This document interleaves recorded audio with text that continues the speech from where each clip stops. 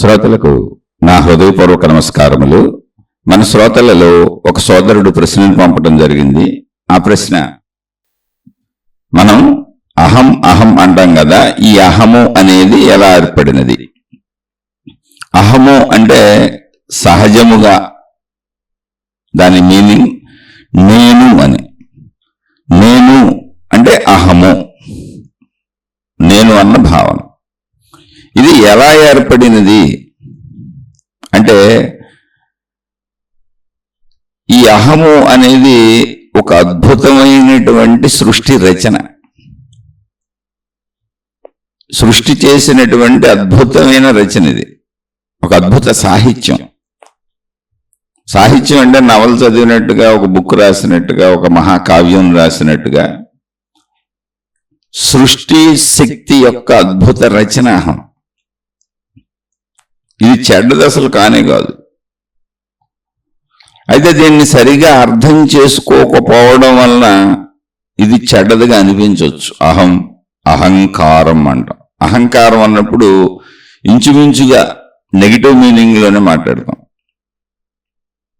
అహం అనేది జస్ట్ నేను అనేటువంటి, అహం బ్రహ్మస్మి అన్నప్పుడు నేను బ్రహ్మమును అనేటువంటి ఒక సంస్కృత పదం నుంచి వచ్చింది. అహం నేను. యాక్చువల్గా అహమును చెప్పినప్పుడు అహం బ్రహ్మస్మి, నేను బ్రహ్మమును అని చెప్పారు మహాత్ములు. అయితే అది మనకు అనుభవం కాదు. బ్రహ్మము అన్నప్పుడు అనంత ఆత్మశక్తి, రోజు చెప్పుకుంటున్నాం. విశ్వశక్తి, సృష్టి శక్తి, ప్రకృతి శక్తి, ఉన్న శక్తి అదే అహం. అయితే మనకు తెలిసిన అహం ఏంటి? ఇప్పుడు ఉన్న అహం, అది సత్యమైన అహం ఏంటి అంటే అనంతం. అహం బ్రహ్మస్మి, బ్రహ్మమే అహం. నేను బ్రహ్మమును అని బ్రహ్మమే చెబుతుంది, మనం కాదు చెబుతుంది, మనిషి కాదు చెబుతుంది. అహం బ్రహ్మస్మి అన్నప్పుడు, నేను బ్రహ్మమును అన్నప్పుడు, బ్రహ్మమును అంటున్నది నేను. అయం ఆత్మా బ్రహ్మ అన్నప్పుడు నేను ఆత్మను, ఆత్మస్వరూపమును, బ్రహ్మమును అని అంటుంది మనిషి కాదు, జీవుడు కాదు. బ్రహ్మము, ఆత్మస్వరూపము, అనంతాత్మశక్తి, అది విశ్వశక్తి, ప్రకృతి శక్తి, సృష్టి శక్తి.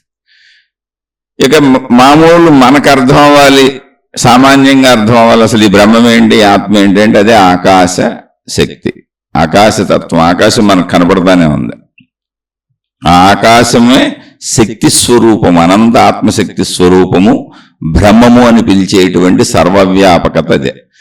అయితే మరి దాన్ని ఎందుకండి దీన్ని ఆకాశం అన్నారు, దాన్ని బ్రహ్మము అన్నారు, అనంత ఆత్మశక్తి అంటున్నారు, విశ్వశక్తి అంటున్నారు, ప్రకృతి శక్తి అంటున్నారు, సృష్టి శక్తి అంటున్నారు, ఆకాశమే అనొచ్చుగా అంటే, ఆకాశం అనేది ఒక సామాన్య మానవుడికి, జీవభావనలో ఉన్నవాడికి, నేను శరీరం అని భావించుకుంటున్నటువంటి సామాన్యుడికి చెప్పబడినటువంటి పదం. పంచభూతాలలో ఒకటిగా ఆకాశము అని చెప్పబడింది. ఇక్కడ అహం ఎలా ఏర్పడింది అన్నప్పుడు అసలు అహం ఏర్పడింది కాదు, ఉన్నది సత్యము. ఏదైతే ఉన్నదో అదంతా అహం, ఉన్నదంతా అహం. ఆ ఉన్నదంతా అహం అన్నప్పుడు అహం బ్రహ్మస్మి అనవలసిన అవసరం ఏమొచ్చింది? దానికి బ్రహ్మము అని పేరు పెట్టవలసి ఎందుకు వచ్చింది? దాన్ని ఆత్మ అని పేరుతో పిలవవలసి ఎందుకు వచ్చింది? దాన్ని శక్తి అని చెప్పవలసి ఎందుకు వచ్చింది? అంటే శక్తి అన్నప్పుడు అది చైతన్యము కలది. సైన్స్ అయినా దాని శక్తి అని ఒక పేరు పెట్టింది. అన్నింటికి పేర్లు పెట్టుకుంటాం మనం, ఎందుకంటే వ్యావహారికతలో మనిషి నుంచి మనిషికి వ్యక్తీకరణలో అర్థం అవ్వాలంటే భాష రూపంలో, అది భావ రూపంలో ఉన్న విషయం ఒక పేరుతో ఉంటే భాషగా మారి ఎదుటి వ్యక్తికి అర్థమవుతుంది. అంటే అర్థం అవటం కోసం, వ్యక్తీకరణ కోసం పేర్లు పెట్టుకున్నాం, అర్థం అవటం కోసం పేర్లు పెట్టుకున్నాం. ఇక్కడ ఏదైతే ఉన్నదో ఆ ఉన్నదంతా అహం అంతే. ఎందుకు ఉన్నదంతా అహం అంటే, ఆ ఉన్నదానికి తాను ఉన్నానని తెలుసు. అది దానిలోని దాని భావన, మనకు సంబంధించిన భావన కాదు. అయితే అది మనకు అర్థం అవ్వాలి అంటే మనకు సంబంధించి కూడా పోల్చుకోవచ్చు. ఇప్పుడు మీరు మనకు సంబంధించి ఏ విశేషణములు తగిలించకుండా, అంటే నేను ఈ శరీరంని కానీ, నేను పలానా ఆఫీసర్ని కానీ, హోదాని కానీ, చదువుని కానీ, భార్యని కానీ, పిల్లలని కానీ, భర్తని కానీ, కుటుంబం అని కానీ, ఆస్తిపాస్తులు కానీ ఏమీ తగిలించుకోకుండా అలా కళ్ళు మూసుకొని ఒక్కసారి మీ లోపలికి మీరు చూసుకోండి. అక్కడ అహం భావన కలుగుతుంది. ఏంటి అహం భావన అంటే ఉన్నాను అన్న భావన. ఆ ఉన్నాను అన్న దానికి మీరేమీ తగిలించకపోతే అది అహం. మీరు దానికి ఏమి తగిలించిన అంటే ఉన్నాను అంటే ఎలా ఉన్నాను, ఈ శరీరముగా ఉన్నాను అంటే శరీరాన్ని దానికి జోడించాం. ఈ శరీరంతో ప్రపంచం నుంచి గ్రహించిన విషయాలన్నీ జోడించాం. కాబట్టి ఈ మనసుగా ఉన్నాను అంటే కోటాను కోట్ల విషయాలు ఉన్నాయి. నాకో భార్య ఉన్నది, నాకో భర్త ఉన్నాడు, నాకు తల్లిదండ్రులు ఉన్నారు, నాకు పిల్లలు ఉన్నారు, నాకు ఇల్లు ఉంది, నాకు ఆస్తిపాస్తులు ఉన్నాయి, నాకు వాహనాలు ఉన్నాయి, నేను పలానా ఊర్లో ఉంటాను, పలానా దేశంలో ఉంటాను, పలానా చోట మా ఇల్లు ఉంది, నాకు ఇంతమంది మిత్రులు ఉన్నారు, నేను ఈ వృత్తిని చేస్తాను, నేను ఈ వ్యాపారం చేస్తాను, నేను ఈ ఉద్యోగం చేస్తాను, నాకు ఈ అధికారం ఉంది, నాకు ఈ హోదా ఉంది. ఇవన్నీ ఉన్నాను అన్న స్థితికి మనం తగిలించుకుంటున్నాం. అక్కడ ఉన్నాను అన్న స్థితి ఒకటి ఉంది. జస్ట్ మీరు కళ్ళు మూసుకోండి అంతే, ఏమీ చేయొద్దు. అసలు కళ్ళు మూసుకొని నేను అనేటువంటిది మనకు సహజ భావన ఉంది. అంటే అహం అనేది అసలు పుట్టిందా పుట్టలేదా అని మీకు తెలియటానికి. అహం అనేది పుట్టింది కాదు, దానికి పుట్టుక లేదు, అది ఉన్నది అదే, అది నశించేది కాదు, దానికి కాలం కూడా లేదు, ఉన్నది అదే అంతే. అయితే మరి ఉన్నది అదే అంటే ఎలా తెలుస్తుందండి? బయట తెలియదుగా, బయట అనేక ఉన్నట్టు కనబడుతున్నాయిగా, సృష్టి అంతా కనబడుతుందిగా, అందుకని తెలియదు. అహం యొక్క సంపూర్ణత్వం తెలియదు. అందుకని ముందు మహాత్ములు చెప్పిన సంపూర్ణత్వాన్ని ఒకసారి మనలో అనుభవం చేసుకుందాం. తెలుసుకోవచ్చు, తెలుసుకోలేకపోతే మహాత్ములు చెప్పరుగా, మనలోనే తెలుసుకోవచ్చు. ఎలా తెలుసుకోవచ్చు అంటే జస్ట్ కళ్ళు మూయండి, ఏకాంతంగా కూర్చోండి, మొత్తం వదిలేయండి, అన్ని భావాలు వదిలేయండి. అంటే ఎలా వదిలేయటము అంటే ఎంత వదిలేయటం అంటే జస్ట్ ఊహాత్మకంగా అంతే. వదిలేయటం నిజంగా కుదరదు. వదిలేయటం నిజంగా వస్తే మనం అనంతాత్మస్వరూపం ఇప్పుడే ఈ సెకండ్ ఈ నిమిషం అయిపోతాం, అహంభావాన్ని అర్థమైపోద్ది, అదేం ఉండదు, ఇంకా ఆత్మసాక్షాత్కారం అయిపోయినట్టే. కాదు, ఊహలో వదలండి, జస్ట్ ఊహించుకోండి, ఇమాజినేషన్లో వదలండి. ఎందుకంటే లాజికల్గా మనకి ఇంటెలిజెన్స్ పనిచేస్తుంది. ఇంటెలిజెన్స్తో ఇప్పుడు దీన్ని ఆలోచిస్తున్నాం మనం, మనకున్న విచక్షణ జ్ఞానంతో, మనకున్న జ్ఞానశక్తితో. ఏకాంతంగా కూర్చోండి, కళ్ళు మూసుకోండి, నిశ్శబ్దంగా ప్రశాంతంగా ఉండండి, గుర్తింపులన్నీ వదిలేయండి. అంటే ఏంటి? జ్ఞాపకం ఉన్నాయన్నీ వదిలేయండి. ఎలా వదలటం అంటే గాఢ నిద్రలోకి వెళ్ళినప్పుడు నేను అనే భావన కూడా లేకుండా ఎలా గాఢ నిద్రపోయామో అలా ఒక్కసారి మెలకువలో ఆ స్థితి రాదు. మళ్ళీ చెబుతున్నా, కానీ ట్రై చేయండి. ఆ స్థితి రావడానికి కాదు, తెలివితో జ్ఞానంతో ఆ స్థితిని అర్థం చేసుకోవటానికి. మనకు ఆ తెలివి ప్రజ్ఞ ఉన్నాయి కాబట్టి అసలు ఆత్మజ్ఞానం చెప్పుకుంటున్నాం. అవి లేనోళ్ళు ఆత్మజ్ఞాన మార్గానికి రారు, ఇది చెప్పరు, చెప్పినా ఎవరో వినరు. వింటున్నారు, చెబుతున్నారంటే వాళ్ళకి ఇది అర్థమైందని, వాళ్ళకి ఈ తెలివి పనిచేస్తుందని. లేకపోతే మిగిలిన వాళ్ళందరూ అంటే ఈ తెలివి పనిచేయని వాళ్ళందరూ మతములు, మార్గములు, దేవుళ్ళు, దేవతలు, ఇలా అంటే ఒక ఆకార సాకార గుణములు పరిమితులు కలిగినటువంటి విషయాల్లోకి వెళ్తారు. అవి పట్టుకు ప్రయాణిస్తూ ఉంటారు. అది తప్పని కాదు, వాళ్ళకి ఆధారతలు కావాలి. ఎందుకంటే అహంనకు ఆధారత కావాలి, ఒక పరిమితి ఉంది దానికి.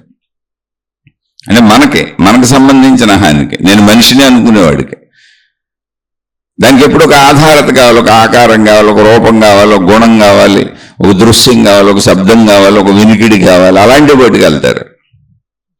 అందుకే మీకు చూడండి, భక్తి మార్గ మత మార్గ విధానాలన్నీ కూడా శరీర సంబంధిత విషయాలతో మనో సంబంధిత విషయాలతోనే ముడిపడి ఉంటాయి. దానికి అతీతంగా అవి ఉండవు.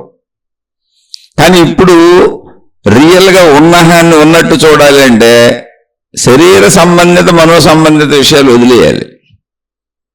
ఏమంటే అసలు ఈ వదిలేయటం ఎక్కడన్నా ఉందా అంటే మీకు మీరు ప్రశ్నించుకోవడమే, లేని దాన్ని అసలు మనం మాట్లాడుకోము. ఇప్పుడు మహాత్ములు ఎప్పుడూ ఉన్నది ఉన్నట్టుగా చెప్పారు. అందుకే ఆత్మజ్ఞాన మార్గంలో మహిమలో మాయలో అద్భుతాలు ఉండవు. ఎందుకు ఉండవు అంటే అవన్నీ పరిమిత అహంలో నేను శరీరమును జీవించే మనిషికి సంబంధించి ఉంటాయి. ఎందుకంటే ఆ మనిషికి ఒక ఆకారం కావాలి, ఒక ఆకృతి కావాలి, ఒక దృశ్యం కావాలి, ఒక శబ్దం కావాలి, ఒక రుచి కావాలి, ఒక వాసన కావాలి, ఒక స్పర్శ కావాలి. తను క్రియాత్మకంగా ఏదో చేస్తూ మనసులో అనేకం కల్పించుకోవాలి, మనసులో ఊహలు కావాలి, భావాలు కావాలి, అనేక ఊహలు పుట్టాలి, అనేక ఆలోచనలు పుట్టాలి. ఆ ఊహలతో సృజనాత్మకతతో మనిషి సాగుతూ ఉండాలంటే మనసు కదలాలి, మనసు కదలాలి, శరీరం కదలాలి, మొత్తంగా మనిషి కదలాలి. ఇది పరిమిత అహం అంటే నేను శరీరం అన్న భావనలో ఉన్న అహం. ఇప్పుడు మనం చెప్పుకుంటుంది పరిమిత అహం కాదు, శరీర పరిమిత అహం కాదు, అంటే మన స్థితిలో ఉన్న అహం కాదు మనం మాట్లాడుకుంటుంది. అసలు ఉన్న అహం ఏంటో తెలిస్తే అప్పుడు మన అహం ఏంటో మనకు అర్థమవుతుంది. ఉన్న అహం ఏంటి అంటే అది ఒక స్థితి. ఆ స్థితిని ఎలా తెలుసుకోవాలి అంటే నాకు లేకపోతే నేను తెలుసుకోలేను, బయట తెలుసుకునేది కాదు. అసలు బయట అంతా పరిమిత లోకమే. ఆ స్థితి నాలోనే తెలుస్తుంది. లేకపోతే తెలుసుకోలేకపోతే, తనలో తాను తెలుసుకోలేకపోతే ఎవరో ఇప్పటికే దాన్ని కనుగొని ఉండేవాళ్ళు కాదు, దాని గురించి చెప్పుండేవాళ్ళు కాదు. అది తన స్థితి తనలోనే ఉంది. అందుకని దాన్ని తెలుసుకుంటున్నారు కాబట్టి, తెలుసుకునే అవకాశం ఉంది కాబట్టి, తెలుసుకోగలరు కాబట్టి, తెలుసుకున్నారు కాబట్టి ఆ విధానాలన్నీ మనకు చెప్పారు. అది నువ్వేం చెప్పారు. అయితే అహం అనేది ఏంటి అంటే ఇప్పుడు నిద్రాస్థితిలో అన్ని వదిలిపెట్టి నిద్రలోకి వెళ్తున్నాం. ఇది మన రోజువారీ జీవితంలో ఉంది. మళ్ళీ మెలకువలు అన్ని పట్టుకొని ప్రయాణిస్తున్నాం. ఇది రోజువారీ జీవితంలో ఉంది. లేని దాని గురించి అసలు మనం చెప్పుకోవట్లా. మెలకువ రాగానే శరీర సంబంధిత పరిమిత అహం స్టార్ట్ అయింది. దానికి సంబంధించి ఏముంటాయి? శరీరం ఉంటుంది, మనసు ఉంటుంది, అంతే. ఎదురుగా ప్రపంచం ఉంటుంది. ఆ ప్రపంచంలో అనేకత్వం ఉంటుంది. యహ అంతా ముక్కలు ముక్కలు ముక్కలు ముక్కలుగా ఇలాంటి అహాలు ఎన్నో కనపడుతూ ఉంటాయి. మన అహానికి ఎన్నో అహాలు కనపడుతూ ఉంటాయి. కోటాను కోట్ల అహాలు ఉంటాయి సృష్టి అంతా. ఇవన్నీ పరిమిత అహాలు అలా కనపడుతూ ఉంటాయి మనకు. అనేక నేనులు. ఏది? మెలకువ. గాఢ నిద్రలో ఈ నేనులన్నీ ఏమైపోయినాయి? నా నేనుతో సహా లేవు. ఒకవేళ సత్యమైతే ఉండాలిగా, నిద్రలో ఎందుకు లేవు? ఒకవేళ అవి సత్యమే అయితే అవి మాయమైపోవడానికి ఛాన్సే లేదు. ఎప్పుడు అదే స్థితి ఉండాలి. అంటే నేను నిద్రపోయాను, నేను కళ్ళు మూసుకున్నాను, అవన్నీ బయట సత్యంగానే ఉన్నాయి అని మెలకు వచ్చినాక పరిమిత అహం అనుకుంటా ఉంటుంది. పరిమిత నేను భావించుకుంటూ ఉంటుంది. శరీర పరిమిత నేను భావించుకుంటూ ఉంటుంది. నేను నిద్రపోయాను, అందుకని అనేక నేనులు నా నేను నాకు గుర్తు లేదు. నిద్రపోవటం అంటే ఏంటి? అసలు నిద్రపోవటం అంటే ఏంటి? పేర్లు పెట్టుకున్నాం అన్ని స్థితులకి. నిద్రపోవడం అంటే శరీరాన్ని కదపకుండా ఆపేశాను, మనసుని కదపకుండా ఆపేశాను అన్నప్పుడు ఇది నేను చేయలేదు, సృష్టి సహజంగా జరిగింది. అది నా జీవితంలో తప్పనిసరి అయింది. నిద్ర జీవితంలో తప్పనిసరి అవడం ఏంటి? అసలు ఒక శరీరం ఉండటం ఏంటి, తద్వారా మనసు ఉండటం ఏంటి, ఈ శరీరాన్ని మనసుని నడుపుతూ ప్రాణశక్తి ఉండటం ఏంటి, ఆ ప్రాణశక్తిలోనే మనసు ఏర్పడటం ఏంటి, ఇవన్నీ ముందు శీర్షికల్లో చెప్పుకున్నాం మనం. ఈ శరీరంతో ప్రాణశక్తి ద్వారా ప్రపంచం నుంచి గ్రహించిన విషయాలన్నీ, అంటే గ్రహించడానికి అవసరమైన ఇంద్రియాలు శరీరంలో ఉన్నాయి. ఆ అనుభవాలన్నీ మనసుగా మారినాయి. మనసు ఎక్కడ ఏర్పడిందంటే ప్రాణశక్తిలోనే ఏర్పడింది. ఇదంతా ఏంటి? అదేం చెబుతుంది? అసలు మనకి ఏం తెలుసుకోమని చెబుతుంది, ఏం అర్థం చేసుకోమని చెబుతుంది, ఏ సత్యాన్ని కనుగొనమని చెబుతుంది అన్నప్పుడు మెలకువలో అహంతో సాగుతున్నప్పుడు శరీరంతో సాగుతున్నాం. నిజమే అనిపించవచ్చు, అందులో తప్పు లేదు. మెలకువంతా నిజంగానే ఉంది, అనేక నేను కనపడతానే ఉన్నాయి. ఎందుకంటే ఈ నిజమైన శరీరానికి నిజమైన కళ్ళు, నిజమైన చెవులు, నిజమైన ముక్కు, నిజమైన పంచేంద్రియాలు ఉన్నాయి, నిజమైన అనుభవాలు ఉన్నాయి. వీటి ఎదురుగా ప్రపంచంలో నిజమైన వస్తువులు ఉన్నాయి, విషయాలు ఉన్నాయి. ఆ నిజమైన వాటిని ఈ నిజమైన నేను, ఆ నిజమైన నేనుల్ని, అనేక నేనుల్ని అనుభవిస్తూ, చూస్తూ, గ్రహిస్తూ మనసును ఏర్పాటు చేసుకుని హాయిగా బతుకుతుంది. మెలకువ అంతా బ్రహ్మాండంగా నిజమే. అనేక నేనులు ఉన్నాయి, అందులో అనుమానమే లేదు. మరి నిద్రలో ఏమైంది? అనేక నేనులన్నీ ఏమైపోయినాయి? అసలు నా నేనేమైపోయింది? నా నేను సత్యమైతే నాకు నిద్రలో కూడా తెలియాలి కదా. అది అసలు ఆలోచించకుండా నేను నిద్రపోయానని చెబుతున్నా. నేను నిద్రపోయాను అన్నప్పుడు నిద్రపోయింది ఎవరో అంటే శరీరం నిద్రపోయింది.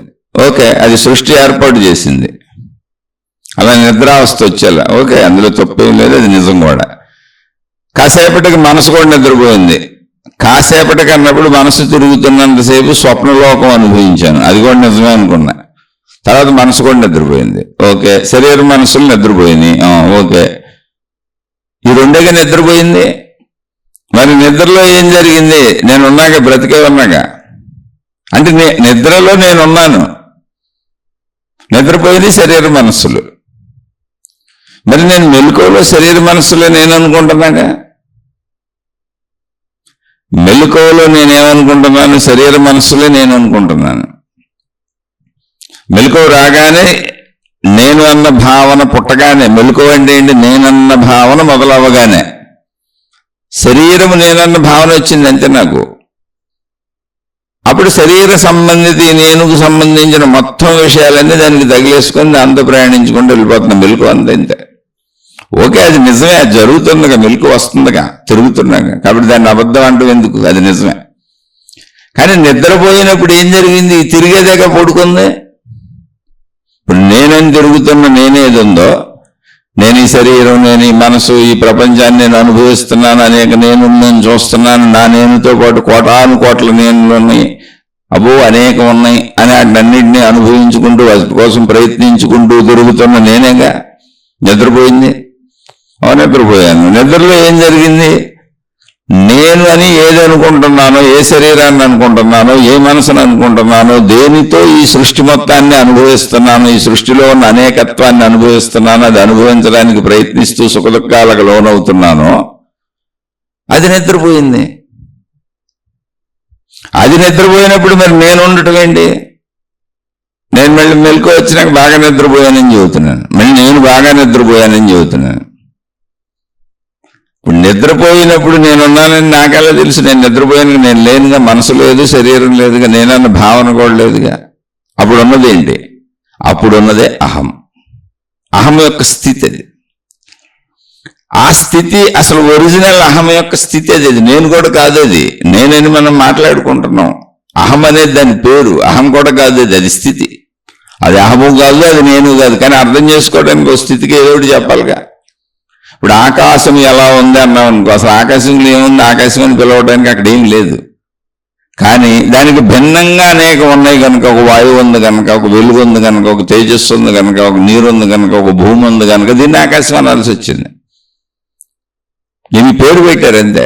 ఆకాశం అంటే ఏంటి అంటే గాలి అంటే ఏంటో చెప్పొచ్చు. అది వేస్తుంది, మనకు తగులుతుంది, ఆ స్పర్శ తెలుస్తుంది, చల్లగాలి వేడి గాలి తెలుస్తుంది. వెలుగు చెప్పొచ్చు, సూర్యుడి నుంచి వస్తుంది, దాన్ని వేడి చెప్పొచ్చు, వెలుగు చెప్పొచ్చు. అలాగే నీరు చెప్పొచ్చు, భూమి చెప్పొచ్చు, భూమి మీద ఉన్న సకలము చెప్పొచ్చు. ఆకాశాన్ని ఏం చెబుతాం? ఆకాశం అంటమే తప్ప చవటానికి, ఊహించడానికి అక్కడ ఏం లేదు అసలు. ఆకాశం అన్నప్పుడు ఆగిపోవటమే. ఆకాశం అన్నప్పుడు దాని విశేషణాలు మాట్లాడడానికి ఏమైనా ఉన్నాయా?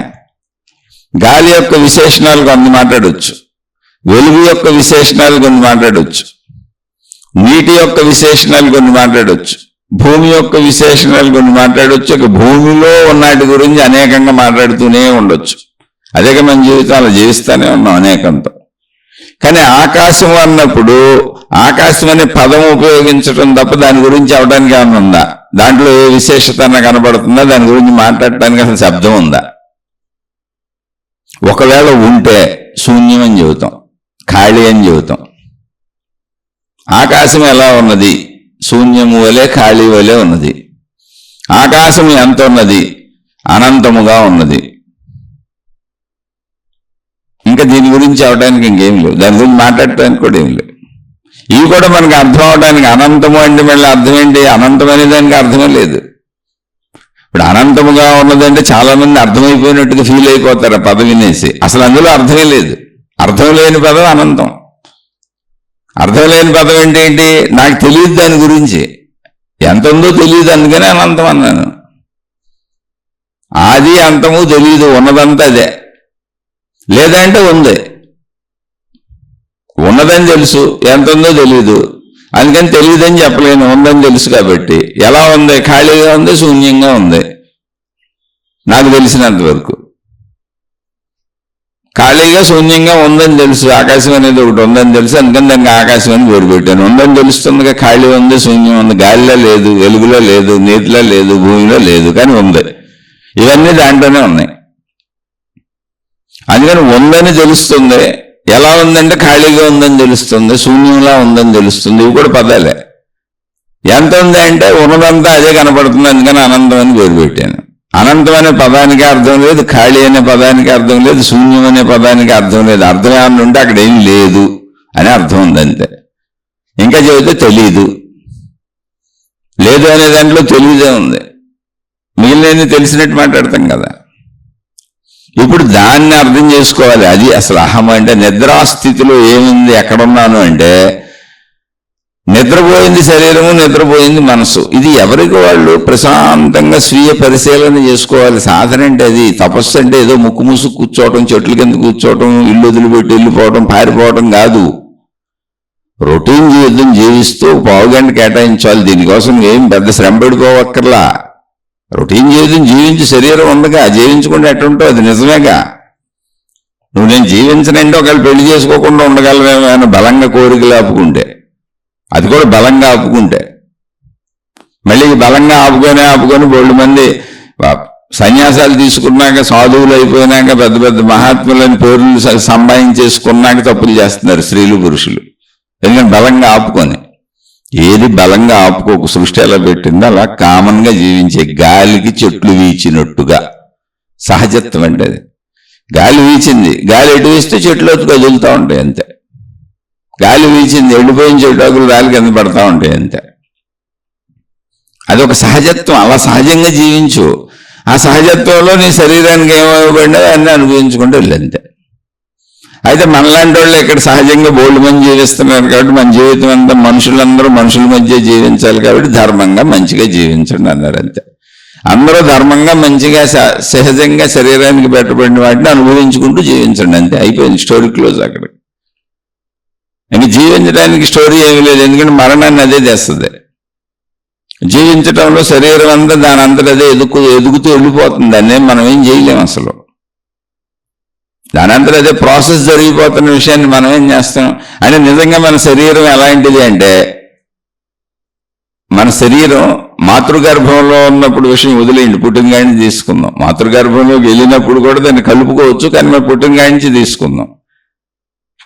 మన శరీరం పుట్టాము అని తల్లి గర్భంలోంచి బయటకు వచ్చిన కాడి నుంచి ఎలాంటిదంటే, ప్రయాణిస్తున్న రైలు లాంటిది, ప్రయాణిస్తున్న బస్సు లాంటిది, ప్రయాణిస్తున్న వాహనం లాంటిది, ప్రయాణిస్తున్న విమానం లాంటిది. ఏ వాహనమైనా తీసుకోండి, ప్రయాణం మొదలైంది. పుట్టుకతో ప్రయాణం మొదలైంది. ఒక చోట ప్రయాణం పూర్తవుద్ది అంతే. ఇంక మధ్యలో నువ్వు దాన్ని చేసేది ఏం లేదు. దాని అంతటా ఆ స్టేజీలన్నీ ఆ ప్రయాణంలో తగులుతూ వెళ్తూ ఉంటుంది అంతే. దాన్ని నువ్వు ఏమని భావించుకుని ఇష్టం. లేదా అది ప్రయాణం అనుకున్న వాళ్ళు కామ్గా ఉంటారు. కామ్గా అంటే ఏంటి, ఏమీ చేయకుండా ఉండడం కాదు, ప్రశాంతంగా హాయిగా. ప్రయాణంలో ఏం తగలాలో, ఇలా ప్రయాణం గుంటల రోడ్డు మీద కొన్ని బతుకుల్లో పడతాం. దాన్ని మనం ఏం చేస్తాం, రోడ్డు ఎలా ఉంది ఎగిరెగిరి పడతాం, అనుభవించాల్సిందే. దారిలో 4 స్పీడ్ బ్రేకర్లు తగిలినాయి అనుకో, అనుభవించాల్సిందే. లేదు రోడ్డు సాఫీగా ఉందనుకో, హాయిగా వెళ్తూ ఉంటుంది. అయినా ఎంతో కొంత కదలిక ఉంటుంది. కాదు గాలిలో వెళ్తున్నాం అనుకో, విమానంలో, దానికి సంబంధించినవి అవన్నీ ఎగరటం దిగటం టేకాఫ్లు అవి అనుభవించాల్సిందే. రైల్లో వెళ్తున్నాం అనుకో, రైలుకి సంబంధించిన శబ్దాలు, టకటకలు టికటకలు, రైలు పట్టాలు మారినప్పుడల్లా వచ్చే శబ్దాలు అన్నీ అనుభవించవలసిందే. దాని కదలికలు అనుభవించవలసిందే. ఎంతో కొంత అక్కడ చైతన్యత కదలిక ఉంటుంది, అవి అనుభవించవలసిందే. అలాగే శరీరం పుట్టుక అనే పాయింట్తో ప్రయాణం మొదలైంది. జీవితం ప్రయాణం, నడుస్తున్న వాహనం లాంటిది. దాన్ని నువ్వేం చేయలేవు. నువ్వు అనుకుంటున్న ఊరికినే నేనని అంతే. ఆ వాహన ధర్మాలు ఉన్నాయి, వాటి ప్రకారం అది వెళ్ళిపోతా ఉంటుంది అంతే. వాహన ధర్మాలలోనే ఆకలి పుడుతుంది, ఆకలికి నువ్వు అందిస్తావు. వాహన ధర్మాలలోనే పంచేంద్రియాలు, చూడాలనిపిస్తుంది, వినాలనిపిస్తుంది, తినాలనిపిస్తుంది, తాగాలనిపిస్తుంది, మాట్లాడాలనిపిస్తుంది, శారీరక కోరికలు తీర్చుకోవాలనిపిస్తుంది, స్పర్శలు అనుభవించాలనిపిస్తుంది, అన్నీ అనిపిస్తున్నాయి. అవి వాహన ధర్మాలు. వాహనం వెళ్తున్నప్పుడు దానికి పెట్రోల్ పోయాలి, దానికి టైర్లో గాలి సరిగ్గా ఉండాలి, ఇంజిన్కి అవసరమైన ఇంజిన్ ఆయిల్ ఉండాలి, బ్రేక్ ఆయిల్ ఉండాలి, అబ్బో బోల్డ్ కావాలి. నిజంగా మనకు తెలియకపోవచ్చు, మెకానిక్ని అడిగితే ఇంకా బోల్డ్ చెబుతాడు. వాహనంలో కొన్ని లక్షల పార్ట్లు ఉంటాయి, అన్ని కలిస్తేనే వెళ్తుంది. ప్లస్ దానికి నిరంతరం ఇంధనం సమకూరుస్తూనే ఉండాలి. ప్రయాణం అలా సాగుతూ ఉంటుంది. ప్రయాణం ఒక చోట పూర్తవుద్ది అంతే. ఇది పుట్టటము కాదు, అది మరణము కాదు. జస్ట్ ప్రయాణం స్టార్ట్ అయింది, ప్రయాణం ఎండ్ అయింది అంతే. వాహనం ఇది వాహనం. ఈ వాహనానికి యజమాని ఎవరో? వాహనాన్ని అహం అనుకుంటున్నాను నేను. వాహనాన్ని అహం అనుకుంటున్నాను నేను కాదు. వాహనానికి యజమాని ఎవరు? ప్రతి వాహనానికి యజమాని ఉంటాడు. అది తెలియాలంటే అసలు వాహనం గురించి తెలియాలి. వాహనం నేను కదా, నేను అనుకుంటూ నడుస్తున్నాం కదా మనందరం. అహం అంటే వాహనం, ఈ శరీరం నేను. అప్పుడు ఈ శరీరానికి సంబంధించినటువంటి కోటాను కోట్ల విషయాలు మనం గ్రహించినవి ఏమున్నాయో అవన్నీ మనసు. ఆ మనసు అనే స్టీరింగ్ ఈ శరీరం అనేటువంటి వాహనాన్ని నడుపుకు తీసుకుపోతా ఉంటుంది. స్టీరింగ్ లేకుండా నడవటం కుదరదు. దాన్ని ఎడిదెప్పాలన్నా స్టీరింగ్ ఉండాలి. దాని దిశానిర్దేశం స్టీరింగ్ చేస్తూ ఉంటుంది. ఇంకా ఇలా వెళ్తున్నాం, ఓకే, ఇది అందరికీ సత్యమే, అందరం ఇలాగే వెళ్ళాలి. కాబట్టి వాహనం గురించి ఆలోచన మానేయండి. శరీరం గురించి అనే వాహనం గురించి ఆలోచన మానేయండి. ఆ శరీర వాహనానికి ఒక కుటుంబం ఉంటుంది, బంధాలు ఉంటాయి, బంధుత్వాలు ఉంటాయి, పంచేంద్రియాలకు సంబంధించి అన్నీ ఉంటాయి. మనం ఏర్పాటు చేసుకున్నవి అన్నీ ఉంటాయి. మనమే మానవ లోకం నిర్మించుకుని ఒక వ్యవస్థను ఏర్పాటు చేసుకున్నాం. ధర్మాధర్మాలు పెట్టుకున్నాం, పాప పుణ్యాలన్నాం, కర్మ సిద్ధాంతం ఉంది, అన్నీ ఉన్నాయి. అది సత్యమే, అలా పోనే ఉండదు. దాని గురించి వదిలేయండి, అది అందరికీ తెలిసిందే. కానీ వాహన యజమాని ఎవరో? మామూలుగా వాహనాలు కొనుక్కున్నప్పుడు వాహన యజమాని ఉన్నాడుగా. మనం వాహనాన్ని అహమే అంటున్నాం. ఓకే, ప్రస్తుతానికి అర్థమైన అహమేది. అలాంటి అహాలు ఇక్కడ కోటాను కోట్లు ఉన్నాయి. సృష్టి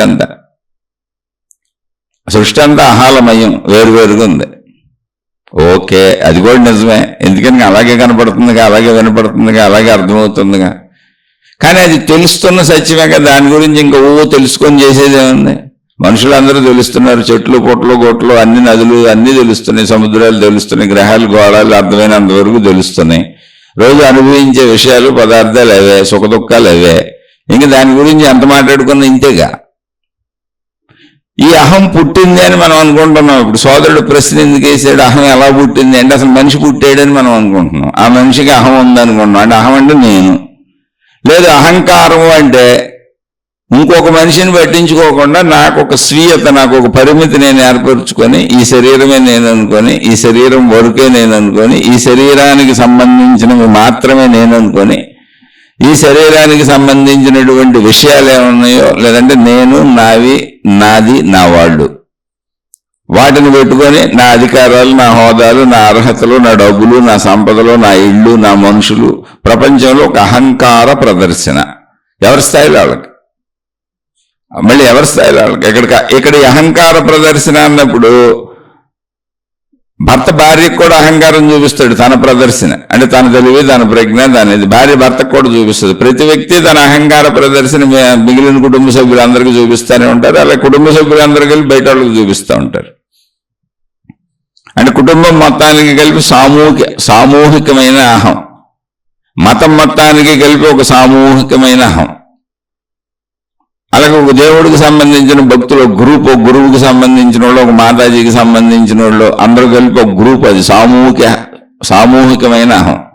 అందుకని సమూహంగా పేపరైజ్ అవుతూ ఉంటారు. విడివిడి అహాలే, కానీ అక్కడ నమ్మకాలు సమూహం, ఏకనమ్మకం. అది ఒక మతం ఏకనమ్మకం, ఒక మార్గం ఏకనమ్మకం, ఒక గురువు ఏకనమ్మకం, ఒక మాతాజీ ఏకనమ్మకం, ఒక విధానం ఏకనమ్మకం.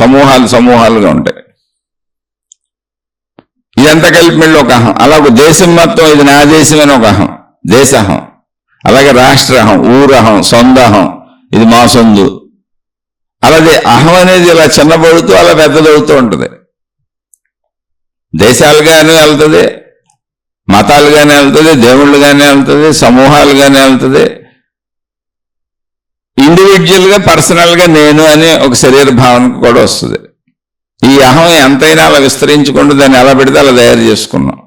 నా మతం అన్నప్పుడు అబ్బుగా కోటాను కోట్ల మంది కలిసిన అహం. అప్పుడు ఎదుటి మతం మీదకి దాడికి పోతా ఉంటాను. నా దేవుడు అన్నప్పుడు ఎదుటి దేవుడిని తిడతా ఉంటాను. నా గురువు అన్నప్పుడు ఎదుటి గురువులతో మాకు సంబంధం లేదు, మాదే. మా తెగ మాది, అలాగే మా కులం మాది, మా జాతి మాది. అహం ఎలా ఉంది? ఇవన్నీ అహలే. అంటే అహం చేసే చిత్రమైన చేష్టలు ఇవన్నీ.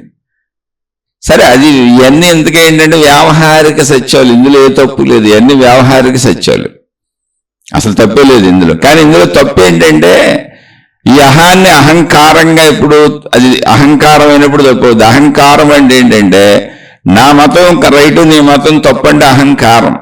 నా మతం వరకు అహం, నీది తప్పంటే అహంకారం. ఎందుకంటే నేను జడ్జిమెంట్ ఇచ్చేస్తున్నా, నా దాన్ని బలపరుచుకుంటూ నీ దాన్ని కించపరుస్తున్నది అహంకారం, పొగరు, గర్వం, అజ్ఞానం. దాంతో ఘర్షణ పుడుతుంది. ఘర్షణ పుట్టే ప్రతి చోట అది అహంకారం. అహం ఆకారం దాల్చింది, ఒక ఘర్షణ ఆకారం దాల్చింది. ఇక్కడ అహం ఒక మత భావనలో ఉంది, ఒక దైవ భావనలో ఉంది, ఒక సమూహ భావనలో ఉంది, ఒక గురు భావనలో ఉంది, ఓ రంగు భావనలో ఉంది. ఏదో ఒకటి సమూహం అంతా నాది అనుకుంటుంది. అంతవరకు ప్రాబ్లం ఏం లేదు.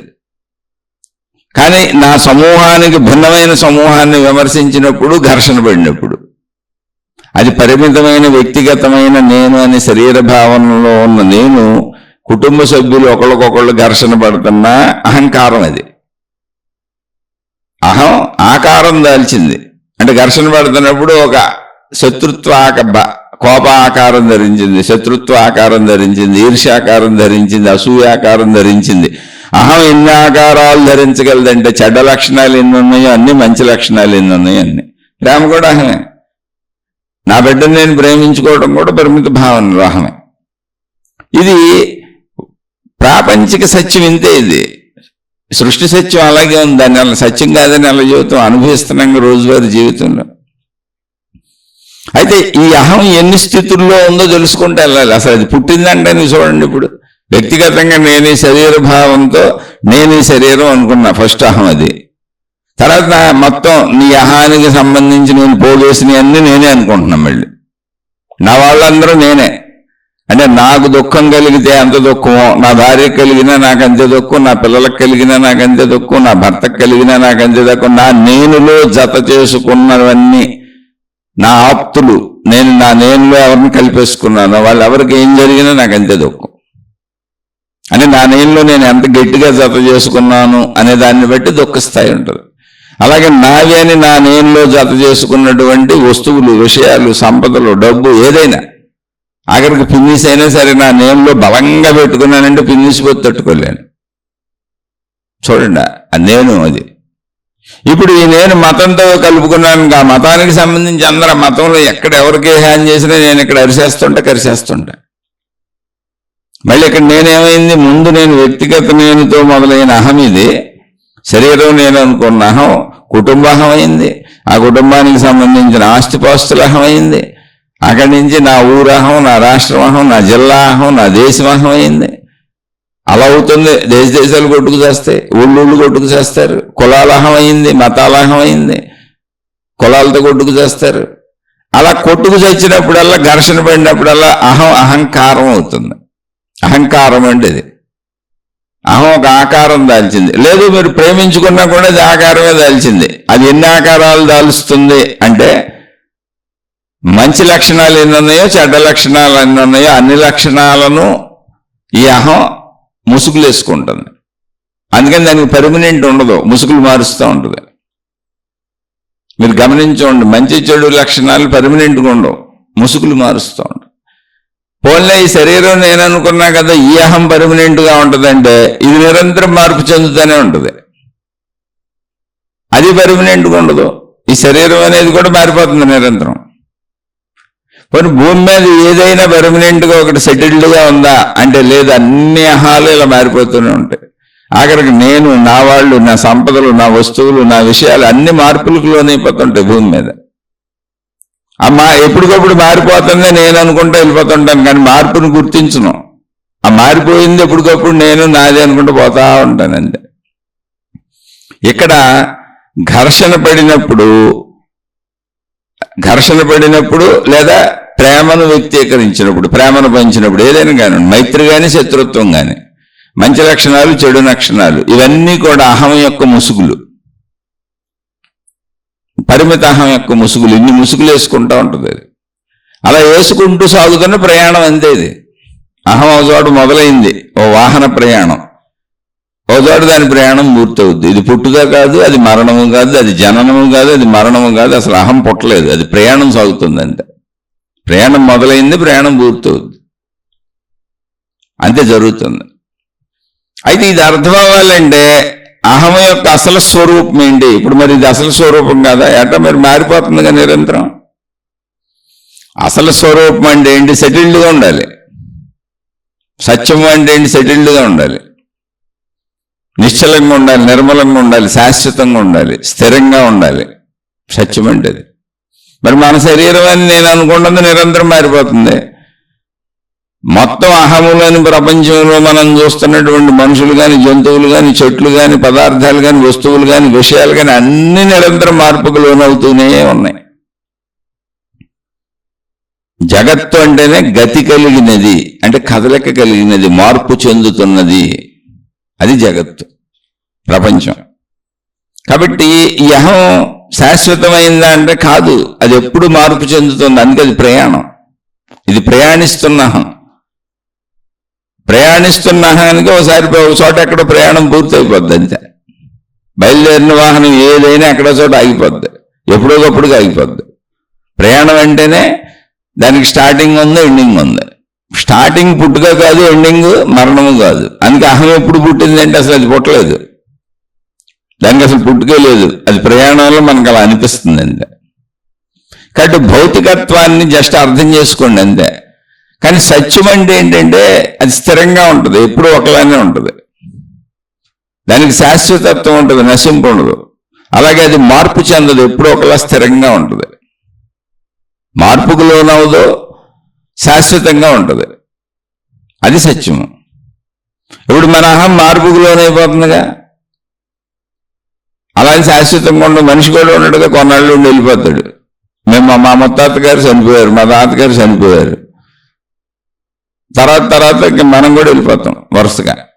ప్రస్తుతానికి భూమి మీద అలా అందరూ ముత్తాతలు తాతలు వెళ్ళిపోతున్నారు, తర్వాత తండ్రులు, తర్వాత మళ్ళీ వీళ్ళ కొడుకులు అలా వెళ్ళిపోతానే ఉంటారు, ఎవరు ఉండరు ఇక్కడ.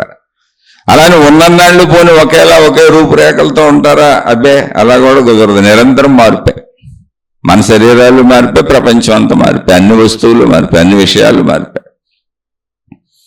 కాబట్టి ఇక్కడ ఇది మార్పు అనేది ఏంటి అంటే ప్రయాణం. ఇది ప్రయాణంలో వాహనం ఎక్కి వెళ్తున్నప్పుడు ప్రదేశం మారిపోతూ ఉంటుంది, ఎప్పటికప్పటికి ఒక చోట ఉండం, సేమ్ అంతే. మరి ప్రయాణ వాహనానికి యజమాని ఎవరో అంటే ఇది నిద్రాస్థితిలో తెలుస్తుంది. అదే చెప్పింది, యజమాని ఎవరో తెలియాలంటే ప్రయాణం ఆపాలి కాసేపు. నువ్వు ప్రయాణం ఆపేది ఇప్పుడు మన చేతిలో ఉందా? లేదు, సృష్టి చేసిన ఏర్పాట్లని దాన్ని గమనించి నీకు అర్థమైపోద్ది, తర్వాత నువ్వు ట్రై చేద్దు. కానీ నిద్రాస్థితి అని ఒక స్థితిని పెట్టింది సృష్టి. రోజు ప్రయాణం కాసేపు ఆగుతూ ఉంటుంది. ప్రయాణిస్తున్న శరీరము అంటే నేను అనుకుంటున్న శరీరము, దాన్ని నడుపుతున్న మనసు అనేది రెండు కలిస్తేనే ప్రయాణం సాగుతుంది. ఆ రెండు నిద్రపోయినాయి.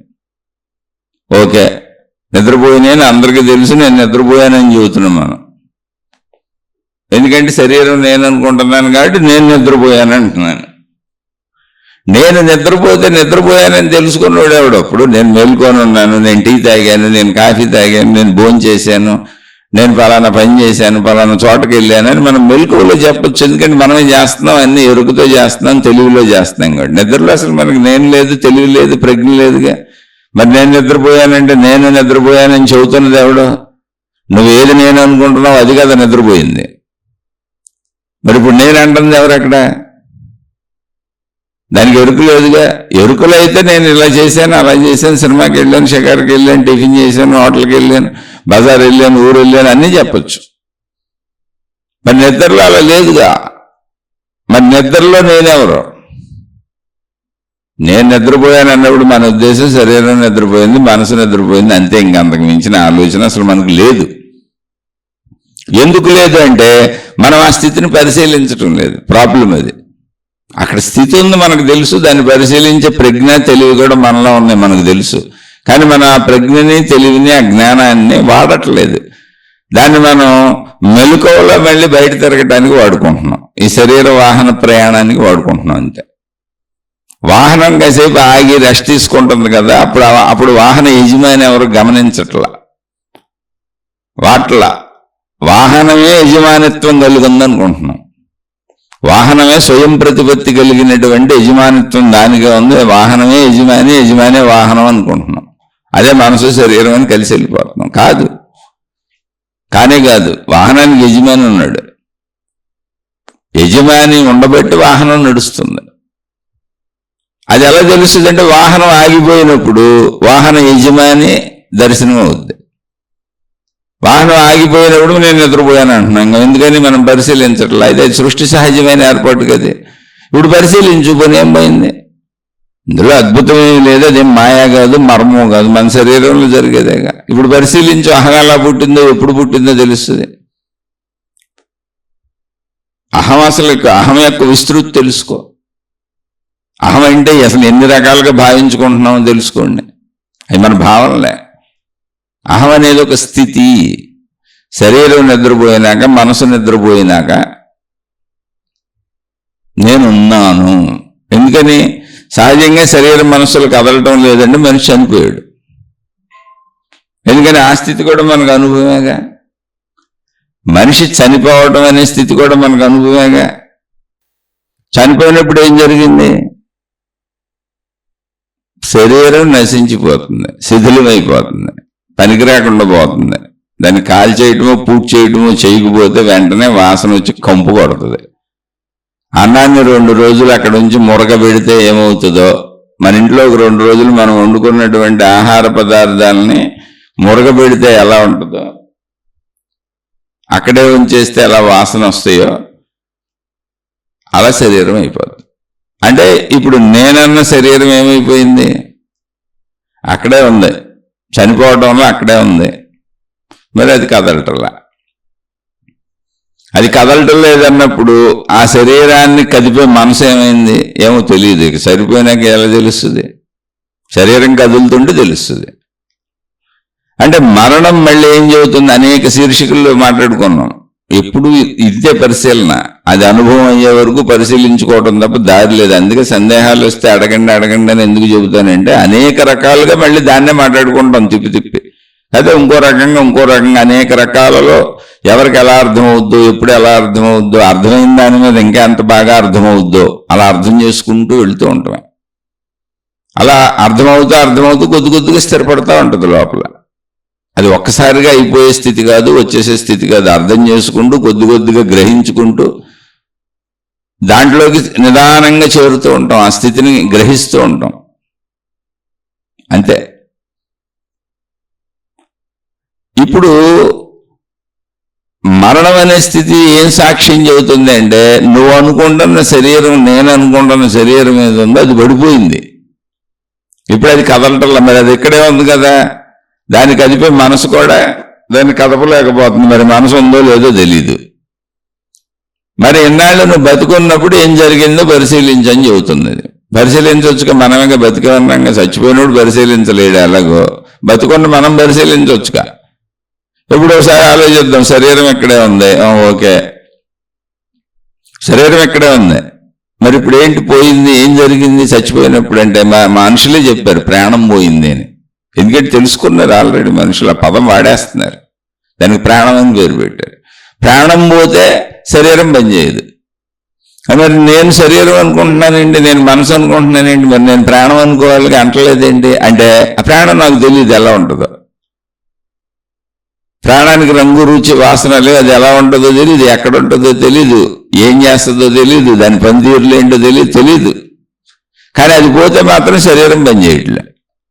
అంటే ఇప్పుడు అత్యధికమైంది ఏమైంది? అసలు శరీరాన్ని కదిపేదే ఇప్పుడు అహం ఏమైంది? శరీరం అహం అంటే అహం ప్రాణమైంది కరెక్ట్గా ఆలోచిస్తే. కానీ అహం అని నాకు తెలియదు.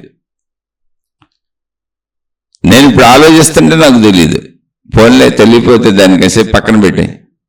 అహం అనేది ప్రాణం. అంతవరకు పేర్లు మనోళ్ళు ప్రాణం పోయింది అన్నారు కాబట్టి అహం అనేది ఇప్పుడు ముఖ్యమైనది. శరీరం కాదు, శరీరాన్ని నడిపే అహం ప్రాణం.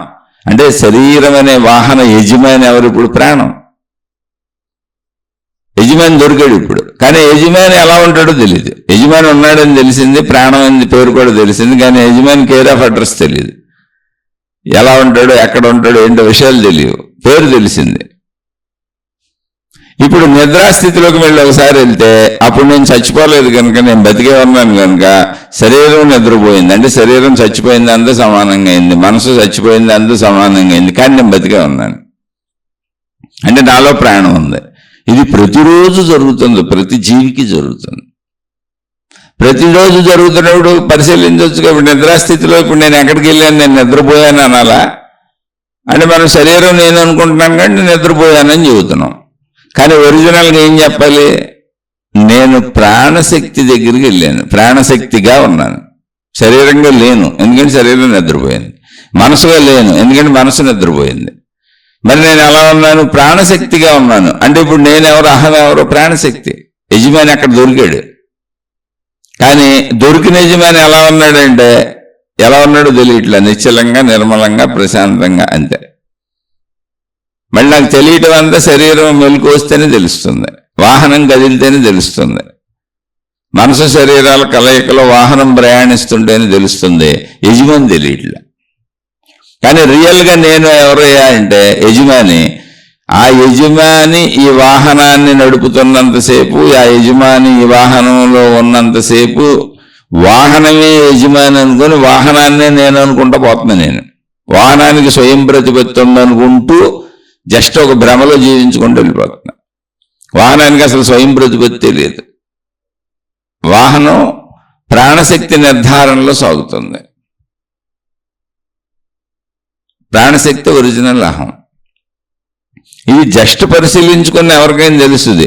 ఇప్పుడు ఇది ఎలా పుట్టింది? పుట్టింది ప్రాణశక్తి కాదు, వాహనం. మాతృగర్భంలోంచి డిజైన్ అయి తయారై బయటకు వచ్చింది వాహనం. ఇప్పుడు వాహనాలు తయారు చేస్తారు ఫ్యాక్టరీల్లో, సైకిళ్ళు తయారు చేస్తారు, మోటార్ సైకిళ్ళు తయారు చేస్తారు, స్కూటీలు తయారు చేస్తారు, కారులు తయారు చేస్తారు, రైళ్లు తయారు చేస్తారు, విమానాలు తయారు చేస్తారు, అన్ని తయారే. బస్సులు తయారు చేస్తారు, లారీలు తయారు చేస్తారు, వాహనాలన్నీ ఫ్యాక్టరీల్లో తయారై బయటకు వస్తాయి. అలాగే మాతృగర్భం అనే ఫ్యాక్టరీలు తయారై బయటకు వచ్చింది మన వాహనం, అంతే. ఫ్యాక్టరీ అది, వాహనం ఫ్యాక్టరీలో తయారై వచ్చింది. కానీ వాహనంకి ఆధారం ప్రాణశక్తి, వాహన యజమాని ప్రాణశక్తి. ఇది నిద్రాస్థితి చెబుతుంది, మరణము చెబుతుంది. జస్ట్ మనం పరిశీలించుకుంటే చాలు. ఇప్పుడు అది మెలకువలో పరిశీలించుకో. ఏం లేదు, అహం నేను శరీరం అనుకుంటున్నావు కదా, అది మామూలు సాగిపోవాలా. వాడుక భాషలో, వ్యవహారికతలో అలాగే జీవించాలి. ఇప్పుడు మనకి ఎంత అర్థమైనా ఏమర్థమైనా మనం జీవించేటప్పుడు అందరితో పాటుగా జీవించేది కాబట్టి అలాగే జీవించాలి. అని జస్ట్ పరిశీలించు, ఒకసారి కూర్చో, కళ్ళు మూసుకో. నిద్రాస్థితిలో ఎలా అన్నింటినీ వదిలేస్తున్నామో, అంటే నా శరీర భావాన్ని, నా వాళ్ళన్న భావాన్ని, నేను గ్రహించిన విషయాలని, నా మనసుని, నా వస్తువుల్ని, నా సంపదల్ని అన్నింటితో కలిపిన మనసుని ఎలా వదిలేసి నిద్రలోకి వెళ్తున్నామో అలా మెలకువలో ఒకసారి ట్రై చేయి. జ్ఞానంతో, ఇంటెలిజెన్స్తో ట్రై చేయి, అంతకంటే ఏం చేయొద్దు. ఇంటెలిజెన్స్తో ట్రై చేయి, అంతే. ట్రై చేసి కళ్ళు మూసి కూర్చో. శరీర భావాన్ని వదిలేశాననుకో, మనోభావాన్ని వదిలేశాననుకో, మొత్తం అన్నింటినీ మర్చిపోయానని ఊరికనే ఊహలో, తెలివిలో, ప్రజ్ఞలో ఊహించంతే. అంటే అంతకంటే ఏం చేయదు. ఊహించడం మనకు అలవాటేగా. అసలు ఏమీ లేకుండా ఊహించి భయపడిపోతుంటాం, ఏమీ లేకుండా ఊహాలోకాల్లో విహరిస్తూ ఉంటాం, గాలిలో మేడలు కడుతూ ఉంటాం. ఏమీ లేకుండా ఊహల తాళ్ళ మీద, ఏళ్ల మీద దుష్ప్రచారాలు, రూమర్స్ సృష్టించేస్తాం. ఏమీ లేకుండా ఊహల్లో ఎన్ని అనుమానాలు కల్పించుకుంటామో. ఊహ అసలు మనకి ఎంత బాగా ఉందో మనకి. ఇప్పుడు దీనికి కాసేపు దీనికి ఉపయోగిద్దాం ఊహనే, అంటే అంతకు మించి ఏం లేదు. ఇప్పుడు శరీర భావన ఆగిపోయింది నిద్రాస్థితిలో లాగా, మనోభావన ఆగిపోయింది. నాకు అసలు నేను మెలకువలో ఉన్నా, ఏముంది లోపల చూసుకోండి. ఉన్నానన్న ఒక స్థితి ఎరుకుంది. అది ఉన్నాననేది కూడా మనం అర్థం అవడానికి వాడుకుంటున్న పదం మాత్రమే, అంతే తప్ప అక్కడ ఉన్నానని ఏదో లబ్డబ్బని గుండు కొట్టుకున్నట్టు ఏం కొట్టుకోదు అక్కడ. కానీ సజీవత్వపు స్థితి ఉంది, లేననే భావన అయితే లేదు. భావనగా ఉన్నానని ఉంది. ఉన్నాననే పదం వాడకపోతే అర్థం కాదు కాబట్టి వాడుకుంటున్నాం. ఆ భావనలో కూర్చోండి. ఉన్నాను అనుకోబాకండి, నేను అనుకోబాకండి. జస్ట్ ఆ సజీవత్వ భావనలో కూర్చోండి అంతే. శరీర భావం లేదు, మనోభావం లేదు, ఒక సజీవత్వ భావన. అంటే మరణంలో లేననే స్థితి కాదు, అది జీవత్వమే, ఉన్నానన్న భావన. కానీ ఉన్నాను అనుకోబాకండి, అందులో కూర్చోండి ఊరుకునండి. ఇప్పుడు ఆ కూర్చున్నప్పుడు ఆ ఉన్నానన్న స్థితి ఏది ఉందో అది అహము. దానికి పేరు పెడతానికి లేదు, నేను అనటానికి కూడా లేదు. ఆ స్థితి అది, అహం అనేది స్థితి, అది నేను కాదు. కానీ అర్థమయ్యేటప్పుడు నేననే చెప్పాల్సి వస్తుంది దాన్ని. దానికి పుట్టుక లేదు, దానికి అంతము లేదు. కావాలంటే మీరు చూసుకోండి ఇప్పుడు. అలాగే దానికి అసలు ఏమీ చెప్పడానికి లేదు దాని గురించి. అదొక సజీవత్వం, ఒక స్థితి, ఉన్నానన్న స్థితి, ఉన్నానన్న భావన. దాని గురించి ఏ విశేషణము లేదు అక్కడ మాట్లాడటానికి, అలా ఉండిపోవడమే. దాన్ని ఒకవేళ మీరు తెలుసుకోవాలంటే శరీర భావనలో ఉండి మనిషిగా ఉండి దాన్ని బయట ప్రపంచంలో ఇటువంటి స్థితి ఉందా అని తెలుసుకోవాలి అంటే అది ఆకాశంతో సరిపోద్ది. అందుకే ఆ పంచభూతాల్లో ఆకాశ స్థితి ఒకటని చెప్పారు. అంటే మనం అర్థం చేసుకోవడానికి, పోల్చుకోవడానికి, ఊహించుకోవడానికి, అనుభవంగా దాన్ని తీసుకోవడానికి మనకి పంచేంద్రియాల శరీరంతో ఉన్నాం కనుక, ఆ శరీరంలోంచి జ్ఞానశక్తితో గ్రహిస్తున్నాం కనుక మనకు ఆపోజిట్గా ఇంకోటి ఉంటే తప్ప మనం గ్రహించలేం కనుక, అలా గ్రహించడానికి అనువుగా ఆకాశ శక్తిని చెప్పారు. అది శూన్యమైన దర్శిస్తున్నాం కదండి, అక్కడ ఏమీ లేదనే స్థితిని చూస్తున్నాంగా, ఖాళీని చూస్తున్నాంగా, శూన్యాన్ని చూస్తున్నాంగా, శూన్యాన్ని అనుభవిస్తున్నాంగా, ఏమీ లేదనే దాన్ని కూడా లేదని తెలుసుకుంటున్నాంగా, అది అనుభవమేగా. ఇప్పుడు ఉప్పు ఎలా ఉంది, కారం ఎలా ఉంది, చింతపండు ఎలా ఉంది, ఈ రుచులు ఎలా ఉన్నాయి. ఏ రుచి లేని స్థితిలో ఏ రుచి లేదని చెబుతున్నాంగా. అలాగే ఈ వస్తువు ఎలా ఉంది, ఈ దృశ్యం ఎలా ఉంది, ఈ శబ్దం ఎలా ఉంది, ఈ స్పర్శ ఎలా ఉంది, ఏమీ లేని చోట ఏమీ లేదని చెబుతున్నాం, అదే ఆకాశం. అందుకని అంతరంగంలో నిదానంగా స్లోగా అలవాటు చేసుకుంటూ వాహన స్థితిని దాటి వాహన యజమానిని పట్టుకుందామని ప్రయత్నించడానికి నిశ్చలంగా కూర్చుంటే అదే అహం. అహం అనేది అసలు లేదని తెలుస్తుంది. అది పుట్టింది కాదు, అది పెరిగింది కాదు, అది నేను కాదు, అదొక స్థితి. అది మీరు లోపలికి వెళ్తే ఇప్పుడు కూడా చూసుకోవచ్చు. అయితే అది ప్రాక్టీస్ మీద అనుభవంగా రావచ్చు. ఇప్పుడు కాసేపు ఊహించి అర్థం చేసుకోవచ్చు అంటున్నా. నేను కూడా ఊహించి అర్థం చేసుకునే స్థితిలోంచి చదువుతున్నాను తప్ప నాకు అనుభవం అవ్వలేదు. ఆ అహపు స్థితి నాకు అనుభవం అవ్వలేదు. కానీ అది ఊహాత్మకంగా మన జ్ఞానశక్తితో దాన్ని పట్టుకోవచ్చు. ఎందుకంటే మనకు ఊహాత్మక విషయాలు బోల్డ్ ఉన్నాయిగా. జ్ఞానశక్తితో బోల్డ్ ఊహించుకుంటాం. అనుమానాలు, అపార్థాలు, గొడవలు, గోలలు అన్నీ ఊహాత్మకమేగా. వాళ్ళ మీద రూమర్స్ సృష్టించేయటాలు, ఎదవల్ని నమ్మటాలు, మంచోళ్ళని చెడ్డోళ్ళు అనుకోవటాలు ఇవన్నీ ఊహాత్మకమే. అబ్బో ఎన్నో చేస్తూ ఉంటుంది మన ఊహ. అదే నిజం అనుకుని అలా సాగిపోతుంటాం. ఇప్పుడు ఆ ఊహను కాసేపు దీనికి వాడదాం, ఆ జ్ఞానశక్తిని అంతే. అలా కూర్చుని చక్కగా శరీరాన్ని భావాన్ని వదిలి, మనోభావాలను వదిలి, ఏమీ లేదు, అన్నిటినీ వదిలేశాను, అన్నిటినీ దాటేశాను, అట్టడుగు పొరల్లోకి వెళ్ళిపోయానని నిద్రాస్థితి దాకా వెళ్ళిపోండి. నిద్రాస్థితిలో ఏం జరుగుతుందో ఒక్కసారి దాన్ని భావన చేసుకోండి, మననం చేసుకోండి, ఊహించండి. ఆ ఊహ నిజమైంది, అది అబద్ధం కాదు. ఇది చాలా మంది విజువలైజేషన్ అని మాకు డబ్బులు వస్తాయని ఊహించుకోండి, మాకు అవి జరుగుద్దని ఊహించుకోండి, ఇది జరుగుద్దని ఊహించుకోండి అని చెబుతూ ఉంటారు. అలాంటిది కాదు నేను చెబుతుంది. అవి ఒకవేళ మీకు డబ్బులు వస్తే ఊహించుకోండి, అందులో తప్పే ఉంది. ఊహించుకుంటే డబ్బులు వస్తే కష్టపడకుండా ఇంకా మంచిదిగా.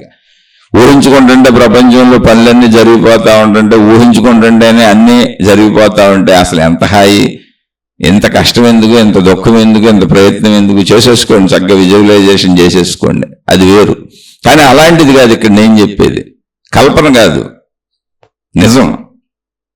శరీర మనోస్థితులు దాటినాక నీలో నిన్ను బ్రతికించి ఉంచిన ఒక స్థితి ఉంది. నీ శరీర మనోస్థితుల్ని బ్రతికించి ఉంచిన ఒక స్థితి ఉంది. దాన్ని ప్రాణశక్తి అని మామూలుగా పిలుస్తున్నారు. ప్రాణం పోయింది, ప్రాణం ఉంది అంటున్నారు అంతే. ఆ ప్రాణం ఏంటో చూడు, అది ప్రాణం కూడా కాదు. దానికి మళ్ళీ ఒక పేరు. ఇవన్నీ శరీరానికి శరీరం అని పేరు, మనసుకు మనసు అని పేరు. ఆ మనసులో ఉన్న విషయాలన్నింటికి ఒక్కదానికి ఒక పేరు ఉంది, కోటాను కోట్లకి. బయట సృష్టికి సృష్టి అని పేరు, అందులో ఉన్న అన్నింటికి కోటాను కోట్ల పేర్లు ఉన్నాయి, ఎన్ని పేర్లు. అలాగే శరీర మనస్సులను దాటినటువంటి ఆ స్థితికి ప్రాణము అని పేరు పెట్టారు మనలో ఉన్నప్పుడు. ఆ స్థితి అర్థమైతే దానికే ఆత్మశక్తి బ్రహ్మము అని పేరు పెట్టారు ఆధ్యాత్మికతలో. దానికే సైన్స్లో శక్తి అని పేరు పెట్టారు.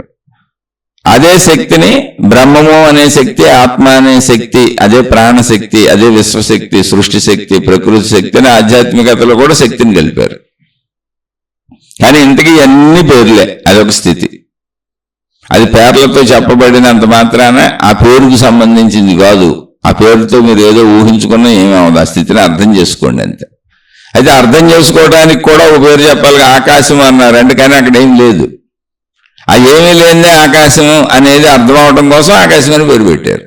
అలాగే ఇక్కడ కూడా అంతే, ఆ స్థితికి పేర్లు పెట్టారు. బ్రహ్మము, ఆత్మ, శక్తి, అనంతము, అఖండము, అనిర్వచనీయం, ఇవన్నీ దాని విశేషణాలు చెప్పుకుంటూ వచ్చారు. కానీ అక్కడ విశేషమే లేదు, అసలు ఏమీ లేదు అక్కడ. ఆ భావనలోకి వెళ్ళండి. ఏంటి భావన? శరీర భావన వదిలేయటం, మనోభావన వదిలేయటం, లోపలికి వెళ్ళి కూర్చోండి. ఉన్నాను అన్న భావన, ఉన్నాను అనుకోబాకండి, నేను అనుకోబాకండి, అసలు ఏమీ అనుకోకుండా ఆ భావనలో అలా కలిసిపోయి ఉండండి అంతే. మీకు అన్నీ అర్థమవుతాయి. లేదా దాన్ని ట్రై చేయండి, అర్థమయ్యే వరకు ట్రై చేస్తానే ఉండండి. అదే తపస్సు. దాని పేరే తపస్సు. మళ్ళీ తపస్సు కూడా పేరే, దానికి ఇంకొకళ్ళు వచ్చి కొత్త పేరు పెట్టచ్చు. లేదా ఇప్పుడు నేనే కొత్త పేరు చెప్పొచ్చు మీకు, ఇంకోటి సృష్టించి. ఎందుకు ఆ గొడవ? ఆల్రెడీ కొత్త పేర్లు బోర్డు సృష్టించారు. అందుకని నేను పాత పేర్లే వాడుతూ మీకు అర్థమయ్యేలా చెబుతున్నాను అంతే తప్ప కొత్త ఏమి సృష్టించదలుచుకోవాలి. ఎందుకంటే ఆల్రెడీ సృష్టించినవి చాలా గజిబిజి గందరగోళాలుగా ఉన్నాయి. ఇప్పుడు ఇంతకే ఒరిజినల్ స్థితిని, ఆ స్థితిని చేరుకోవటం మనిషికి చాలా తేలిక. ఎందుకని మనిషిలోనే ఉంది అది. నిద్రలో రోజు వెళ్ళిపోతున్నాడు. ఎంత తేలిక కాకపోతే నిద్రలో రోజు వెళ్ళిపోతాడు ఆ స్థితికి. రోజు నిద్రపోతున్నానంటే రోజు నిద్రలో ఆనంద ఆత్మస్థితికి వెళ్ళిపోతున్నాడు, ప్రాణశక్తి స్థితికి వెళ్ళిపోతున్నాడు, విశ్వశక్తి స్థితికి వెళ్ళిపోతున్నారు మనుషులందరూ, స్త్రీలు పురుషులు అందరూ. ఆఖరికి జంతువులు కూడా వెళ్ళిపోతున్నాయి. చెట్లు కూడా నిద్రపోతే ఏం చెబుతారు? అందరూ అన్నీ వెళ్తున్నాయి ఆ నిద్రాస్థితికి. ఆ నిద్రాస్థితి ఆత్మస్థితి. అది ఎరుక లేదు, నేను అది అనుకోవట్లేదు, కానీ నిద్రాస్థితి అని పేరు పెట్టాం. అంటే ఎంత తేలిక చూడండి. అది మనలోనే ఉంది. అసలు ఆ స్థితికి వెళ్లకుండా ఉండలేం. కానీ ఆ స్థితికి వెళ్లకుండా జీవితకాలం 100 సంవత్సరాలు జీవించేస్తున్నాం మనం మెలకువలో, దాన్ని కొట్టేసుకుంటా, వద్దనుకుంటా. ఎందుకో తెలుసా? అనేక రకాల పేర్లు పెట్టి, అనేక మతాలు సృష్టించి, అనేక దేవుళ్ళు సృష్టించి, అనేక విధానాలు సృష్టించి, మనిషి తన నేననే శరీరపు అహంకారంతో, నేననే మనో అహంకారంతో, ఆ సృజనాత్మకతతో, ఊహాత్మక శక్తితో గందరగోళ పరిచేసాడు దాన్ని. అనేక చిత్ర విచిత్రమైన పేర్లు పెట్టాడు దానికి.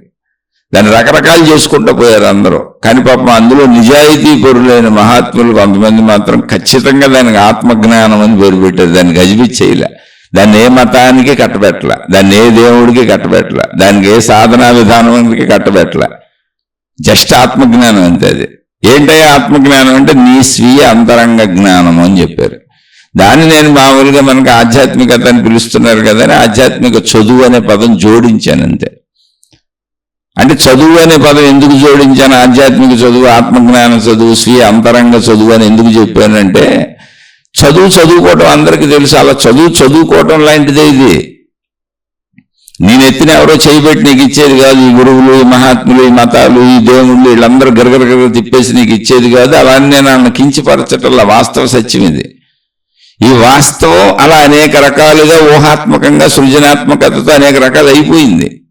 ఇప్పుడు దానికి అనేక పేర్లు పెట్టేశారు. అది అనేక నిజాలు అయిపోయింది. ఇప్పుడు శరీరమే నేనని మనం ఎంత నిజంగా భావించుకొని, మనసే నేనని ఎంత నిజంగా భావించుకొని, ఈ కుటుంబ సభ్యులే నా వాళ్ళని ఎంత నిజంగా భావించుకొని, ఈ సంపదలు, ఈ వస్తువులు నేను పొందినవే నావి, నేను దాచుకున్నవే నావని ఎంత గట్టిగా భావించుకొని, వీటిలో దేనికి హాని జరిగినా ఎదుటోని చంపేయడానికన్నా సిద్ధపడుతున్నాం, మనం చచ్చిపోవడానికన్నా సిద్ధపడుతున్నాం. ఎంత నిజమైందండి అది.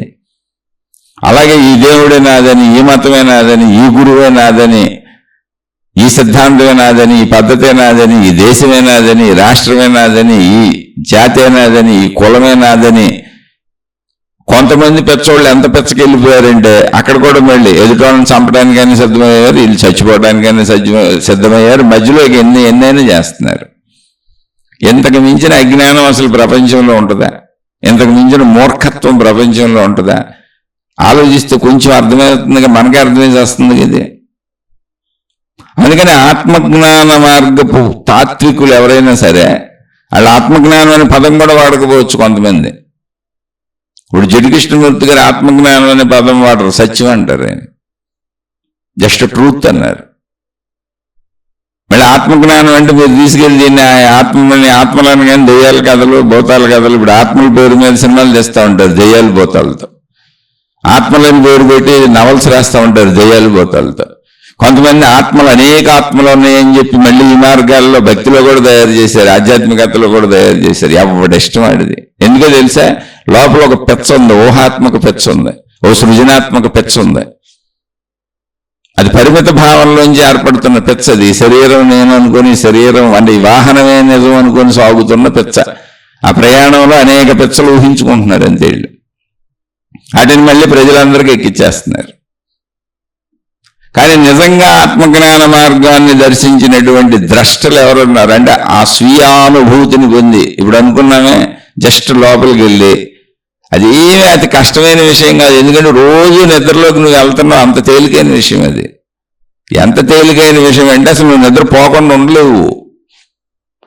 నిద్రలోకి రోజు వెళ్తున్నావు, 8 గంటలు దానికే కేటాయించబడింది. మన జీవితంలో 3వ వంతు భాగం అక్కడే ఉంటున్నాం మనం, 2 వంతులే బయట తిరుగుతున్నాం. అంత తేలికైంది అది. అది మనమే అయి ఉంది, అది మనలోనే ఉన్నది. అది అదే అసలు ఈ 2 వంతుల వాహనాన్ని నడిపేది.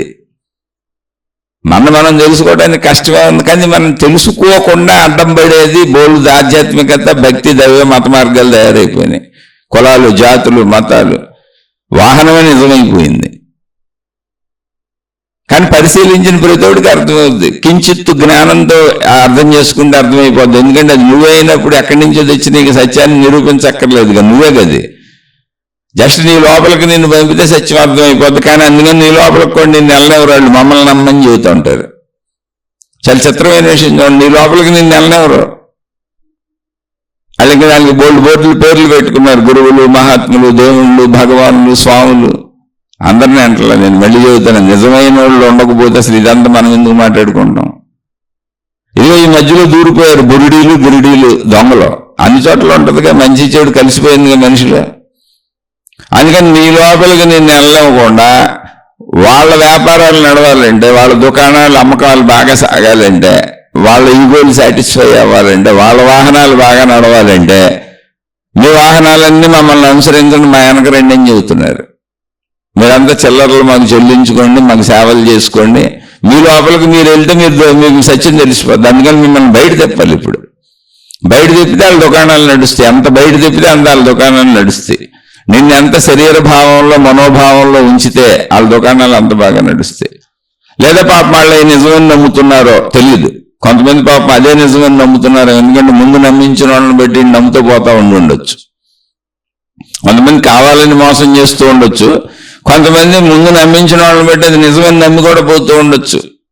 మీరు చూసుకోండి, మతమైనా, జాతి అయినా, కులమైనా, మీరు ఏది తీసుకోండి, నా దేశమైనా, నా ఊరైనా, నా రాష్ట్రమైనా, నా దేవుడైనా, నా గురువైనా, నా మాతాజీ అయినా, మీరు ఏది తీసుకున్న అది పరిమితి. అది మనోభావంలోనే ఉంటుంది. మనోభావంలోనే మొత్తం ఈ ఊహలో, కల్పనలు అన్నీ ఉంటాయి. చూడండి, శరీరము మనస్సులకి సంబంధం అదంతా. అసలు ఈ 2 స్థితుల్ని దాటితే అహం ఉంది అక్కడ. అహం పుట్టలేదు, అహం పెరగలేదు, అహం చావదు. అది ఎప్పుడు ఉన్నదని మనం తెలుసుకోవట్లేదు. అందులో పుట్టిందాన్ని, అందులో పెరిగిందాన్ని, అందులో చచ్చేదాన్ని పట్టుకొని నేను అనుకొని, నిజం అనుకొని, అదే సత్యం అనుకొని దాంతో పోతున్నాం. అది పుట్టడం, పెరగడం, చావటం కూడా మనం పెట్టుకున్న పేర్లే కాదు. అది ప్రయాణం. ప్రయాణం మొదలైంది, ప్రయాణం పూర్తవుద్ది. వాహనాలు ఫ్యాక్టరీలోంచి వస్తుంటాయి అంతే. అందుకని ఆ వాహన యజమానిని పట్టుకోవాలి. అది పెద్ద విషయం కాదు. రోజు నిద్రలోకి అత్యంత తేలికగా వెళ్తున్నాను, చాలా తేలిగ్గా వెళ్ళిపోగలవు. కాకపోతే నేను వెళ్ళనేకుండా అడ్డుపడుతున్నది ఎవరు అంటే, బయట నీకు దొరికినటువంటి మతవాదులు, గురువులు, దేవుళ్ళు, దేవతలని భక్తి పేరుతో, ఆధ్యాత్మికత పేరుతో నిన్ను శరీర మనస్సుల్లో తిప్పేవాళ్ళు నిన్ను వెళ్ళనేవట్లా. నెంబర్ 1. ఫస్ట్ అసలు నిన్ను వెళ్ళనే ఉంది నువ్వే. ఈ శరీరం నేను అనుకొని, ఈ మనసు నేను అనుకొని, నిజం అనుకొని నువ్వు నిద్రపోతున్నావు. జాగ్రత్తగానండి. ఈ శరీరం నేను అనుకొని, మనసు నేను అనుకొని నువ్వు నిద్రపోతున్నావు. నువ్వు నిద్రపోకుండా ఉంటే నువ్వు ప్రాణశక్తిలోకి వెళ్ళు. అంటే నిద్రపోకుండా ఉంటే మెలకువలో ఉంటేనే కాదు, నేను నిద్రపోతున్నానని అనుకోకుండా ఉంటే చాలు. నిద్రపోయింది నా శరీరం, నిద్రపోయింది నా మనసు, నేను ప్రాణశక్తిగా ఉన్నాను అనుకుంటే చాలు. నువ్వు రోజు నిద్రకెళ్ళేటప్పుడు చెప్పుకో చాలు. మెలకు వచ్చినా కూడా చెప్పుకో, నాకు శరీరానికి మెలకు వచ్చింది, నాకు మనసుకు మెలకు వచ్చింది, ప్రాణశక్తిలో మేలుకొన్నాను అని చెప్పుకో చాలు. నువ్వు ఇంకేం చేయగలవు, దీన్ని మించిన తారక మంత్రమే లేదు. అసలు నువ్వేమి చేయొద్దు. నిద్రపోయే ముందు నా శరీరాన్ని నిద్రకు తీసుకెళ్తున్నాను, నా వాహనాన్ని నిద్రపుచ్చుతున్నాను, నా వాహనం నిద్రపుచ్చుతున్నానంటే శరీరం నిద్రపోద్ది, మనసు నిద్రపోద్ది. ఇప్పుడు నా వాహనం నిద్రపోతుంది, నేను ప్రాణశక్తిగా ఉంటాను. ఎందుకని చచ్చిపోతే ప్రాణం పోయింది అంటున్నారు. ఇది కూడా నువ్వు కొత్త కనుగొనేది ఏం కాదు, ప్రాణం ఉందని మనకు కూడా తెలుసు, బతికే ఉన్నాగా. అందుకని రోజు నిద్రపోయేటప్పుడు ఒక పెద్ద తారక మంత్రం ఏంటి, నువ్వు చెప్పుకోవాల్సిన మంత్రం ఏంటి, నువ్వు చేయాల్సిన జపం ఏంటి అంటే, రోజు నిద్రలోకి వెళ్ళేటప్పుడు ఇప్పుడు నా వాహనం నిద్రపోతుంది, నేను నా శరీరం నిద్రపోద్ది, నా మనసు నిద్రపోద్ది, అంటే ఇవన్నీ రెస్ట్ తీసేసుకుంటే నేను ఇప్పుడు నా ప్రాణశక్తి స్థితిలో మేల్కొని ఉంటాను. అంతేతప్ప నేను నిద్రపోతున్నాను అనుకోబాక, ప్రాణశక్తి స్థితిలోకి వెళ్తున్నాను. నేను ఒరిజినల్ అహంలోకి ఇప్పుడు వెళ్తున్నాను. ఇప్పుడు దాకా నేను మిథ్యాహంతో తిరిగాను, వాహనమే నేను అనుకొని తిరిగాను, వాహనమే అహం అనుకొని తిరుగుతున్నాను. ప్రాణశక్తి స్థితిలోకి వెళ్తున్నాను అనుకుంటూ పడుకోండి. మెలకు ఉన్నంతసేపు అలా అనుకుంటానే ఉండండి. ప్రాణశక్తి స్థితిలోకి వెళ్తున్నాను, అది ఒరిజినల్ అహం. తర్వాత మెలకు వచ్చింది, ప్రాణశక్తి స్థితిలోంచి మేల్కొన్నాను అనుకోండి, ఇది తారక మంత్రం. ఎందుకని సత్యం కదా, అది నిజం. నీకేదో ఒక దేవుడి మంత్రం ఏమొచ్చు, ఏదో ఒక దేవుడి నామం ఏమొచ్చు, తప్పంటలే నేను. అవన్నీ మనో కల్పితాలు, ఎవరో ఒకళ్ళు కల్పించినవి, మానవ కల్పితాలు, మనోలోకాలు అవన్నీ. అవి నీకు ఉపయోగపడితే ఉపయోగించుకో, అసలు తప్పు రైట్ అంటలే. నేను కూడా ఆ మార్గాల్లోనే వచ్చాను. కానీ ఆత్మజ్ఞాన మార్గంలో మహాత్ములు చెప్పింది ఉన్నది చెబుతున్నాను. కావాలంటే వెళ్ళి అష్టావక్ర గీత చదువుకోండి. భగవద్గీతలో శ్రీకృష్ణ భగవానుడు చెప్పినటువంటి సంపూర్ణ ఆత్మతత్వానికి సంబంధించినవి చదువుకోండి.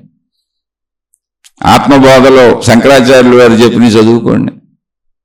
పంచదశలో విద్యారణ్య స్వామి వారు చెప్పినవి చదువుకోండి. ఎన్నో గ్రంథాలలో ఒకటి కాదు, ఆత్మతత్వ గ్రంథాలన్నీ దాచేశారు మనోళ్ళు.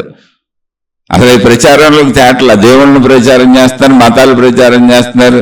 ఈ మతాలు, మార్గాలు, దేవుళ్ళు, విధానాలు, పద్ధతులు, గురువులు. ఎందుకంటే వాళ్ళకి ఈగో సాటిస్ఫై అవ్వాలి. నేను అనే ఎంటిటీ వాళ్ళకి కావాలంటే ఇప్పుడు వాళ్ళకి గురువు అవ్వాలి, వాళ్ళకి మాతాజీ అవ్వాలి, వాళ్ళకి మహాత్ముడు అవ్వాలి, వాళ్ళకి ఒక తెగ ఉండాలి, దానికి ఒక మతం ఏర్పరచాలి, దానికి ఒక విధానం ఏర్పరచాలి. ఈ నేనంతా మళ్ళీ శరీరమే, మనసే, ఇది మాయాజాలమే. అది ఒరిజినల్గా ఆత్మజ్ఞానాన్ని ప్రచారం చేసామనుకోండి, ఏమి లేదు, ఉన్నది ఉన్నట్టుగా ఎవరికాడు దాంట్లోకి వెళ్ళిపోతారు. ఇక్కడ సమూహాలు ఉండవు, తెగలు ఉండవు.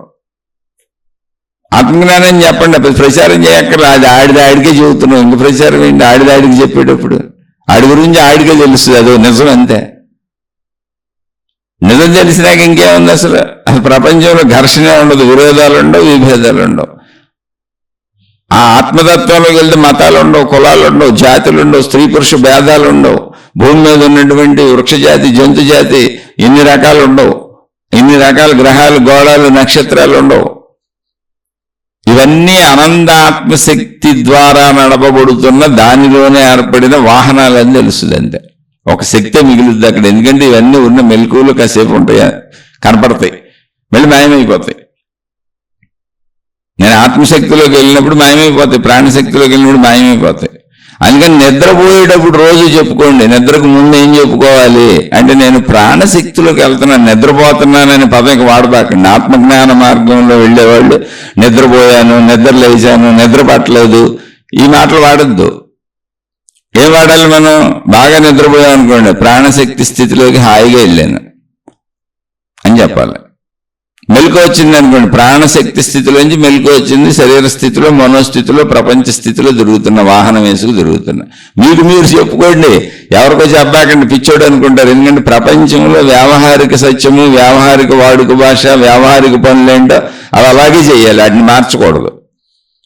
అటు మారిస్తే గజిబిజి అయిపోద్ది ప్రపంచం. ఇప్పుడు మీ వరకు మాత్రమే అగోలో ఈ వింటున్న ఆత్మజ్ఞాన మార్గంలో నావి వింటున్న నావి అర్థం చేసుకొని నావి వింటూ మాకు అర్థమవుతుంది అనుకున్న వాళ్ళకు మాత్రమే, అర్థం కాని వాళ్ళకి మళ్ళీ మీకు ఇది వర్తించదు. అసలు వినబాకండి, మీరు విన్నా మీకు వర్తించదు మీ మార్గాల్లో.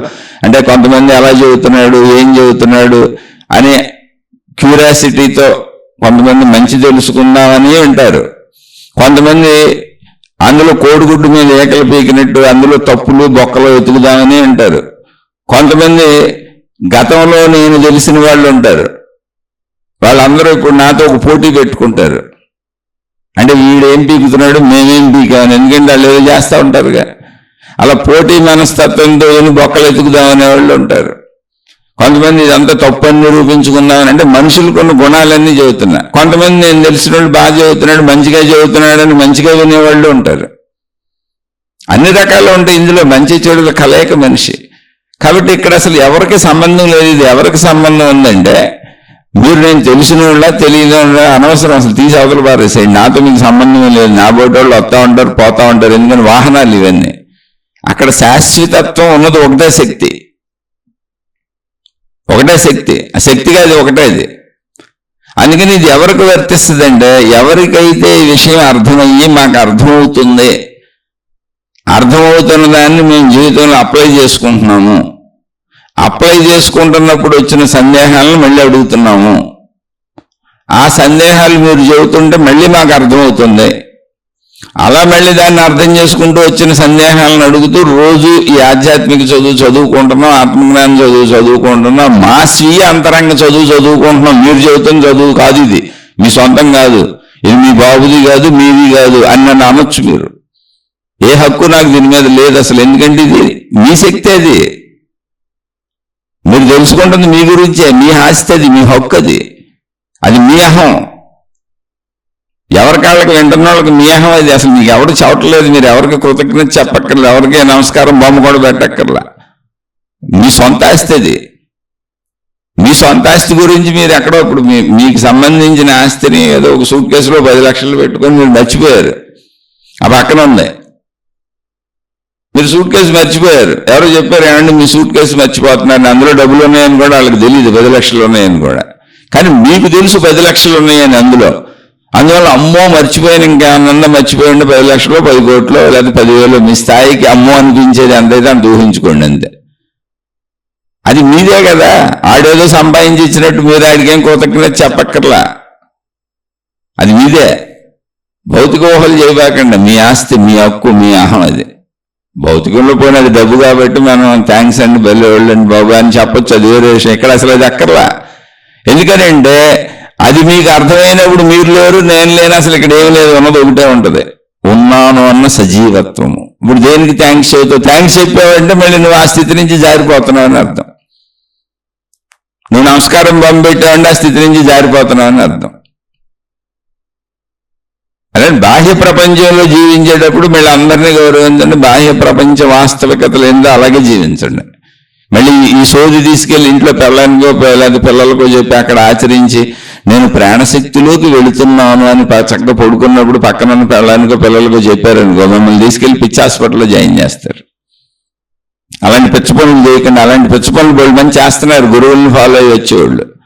అనేక మంది గురువులు, అనేక మతాలు, అనేక మార్గాలు, అనేక దేవుళ్ళతో వెళ్ళేవాళ్ళు బయట ప్రపంచంలోకి పిచ్చి పనులు చేస్తున్నారు. అవి ప్రచారాలన్నా పిచ్చి పనులే. మా మతంలోకి రండి, మా మార్గంలోకి రండి అని. అవి ఎంత పిచ్చి పనులు మీకు ఉదాహరణ చెబుతాను. అంటే లాజికల్గా ఎంత కరెక్ట్గా ఉందో చూడండి. ఒక సంస్థ పెట్టారు, ఆ సంస్థలో వాళ్ళు ఏం చెబుతున్నారంటే ముందు మనుషుల్ని పిలుస్తున్నారు, ఆహ్వానిస్తున్నారు, రమ్మంటున్నారు. అలా రమ్మంటానికి ప్రస్తుత దేశకాల పరిస్థితుల్లో ఉన్నటువంటి అన్ని మతాలలో ఉన్న దేవుళ్ళనే వాడుకుంటున్నారు. ఓహో వీళ్ళు ఏదో మన దేవుళ్ళ గురించి చెబుతున్నారని అన్ని మతాల వాళ్ళు వెళ్తున్నారు పాపం. వెళ్ళినాక తీరా అక్కడికి వెళ్ళినాక కొన్ని రోజులు వాళ్ళకి అట్రాక్ట్ అయ్యి దగ్గరగా వెళ్ళి కూర్చున్నాక ఏం చెబుతున్నారు తెలుసా? అసలు మనందరం ఎవరని చెప్పండి, మనం ఆ దేవుడి సంతానమా కాదా అంటున్నారు. మీరు ఏ మతపోళ్ళైనా ఒకసారి దీన్ని జాగ్రత్తగా ఆలోచించండి, మీరు ఎలా హెప్నటైజ్ అవుతారు. మీరు ఏ మతం వాళ్ళైనా పర్వాలేదు, మనిషిగా మీరు దేవుడు అన్నప్పుడు ఎవరికైనా ఏ దేవుడు, మనం దేవుడి సంతానమా కాదా అని అడుగుతున్నారు వాళ్ళు.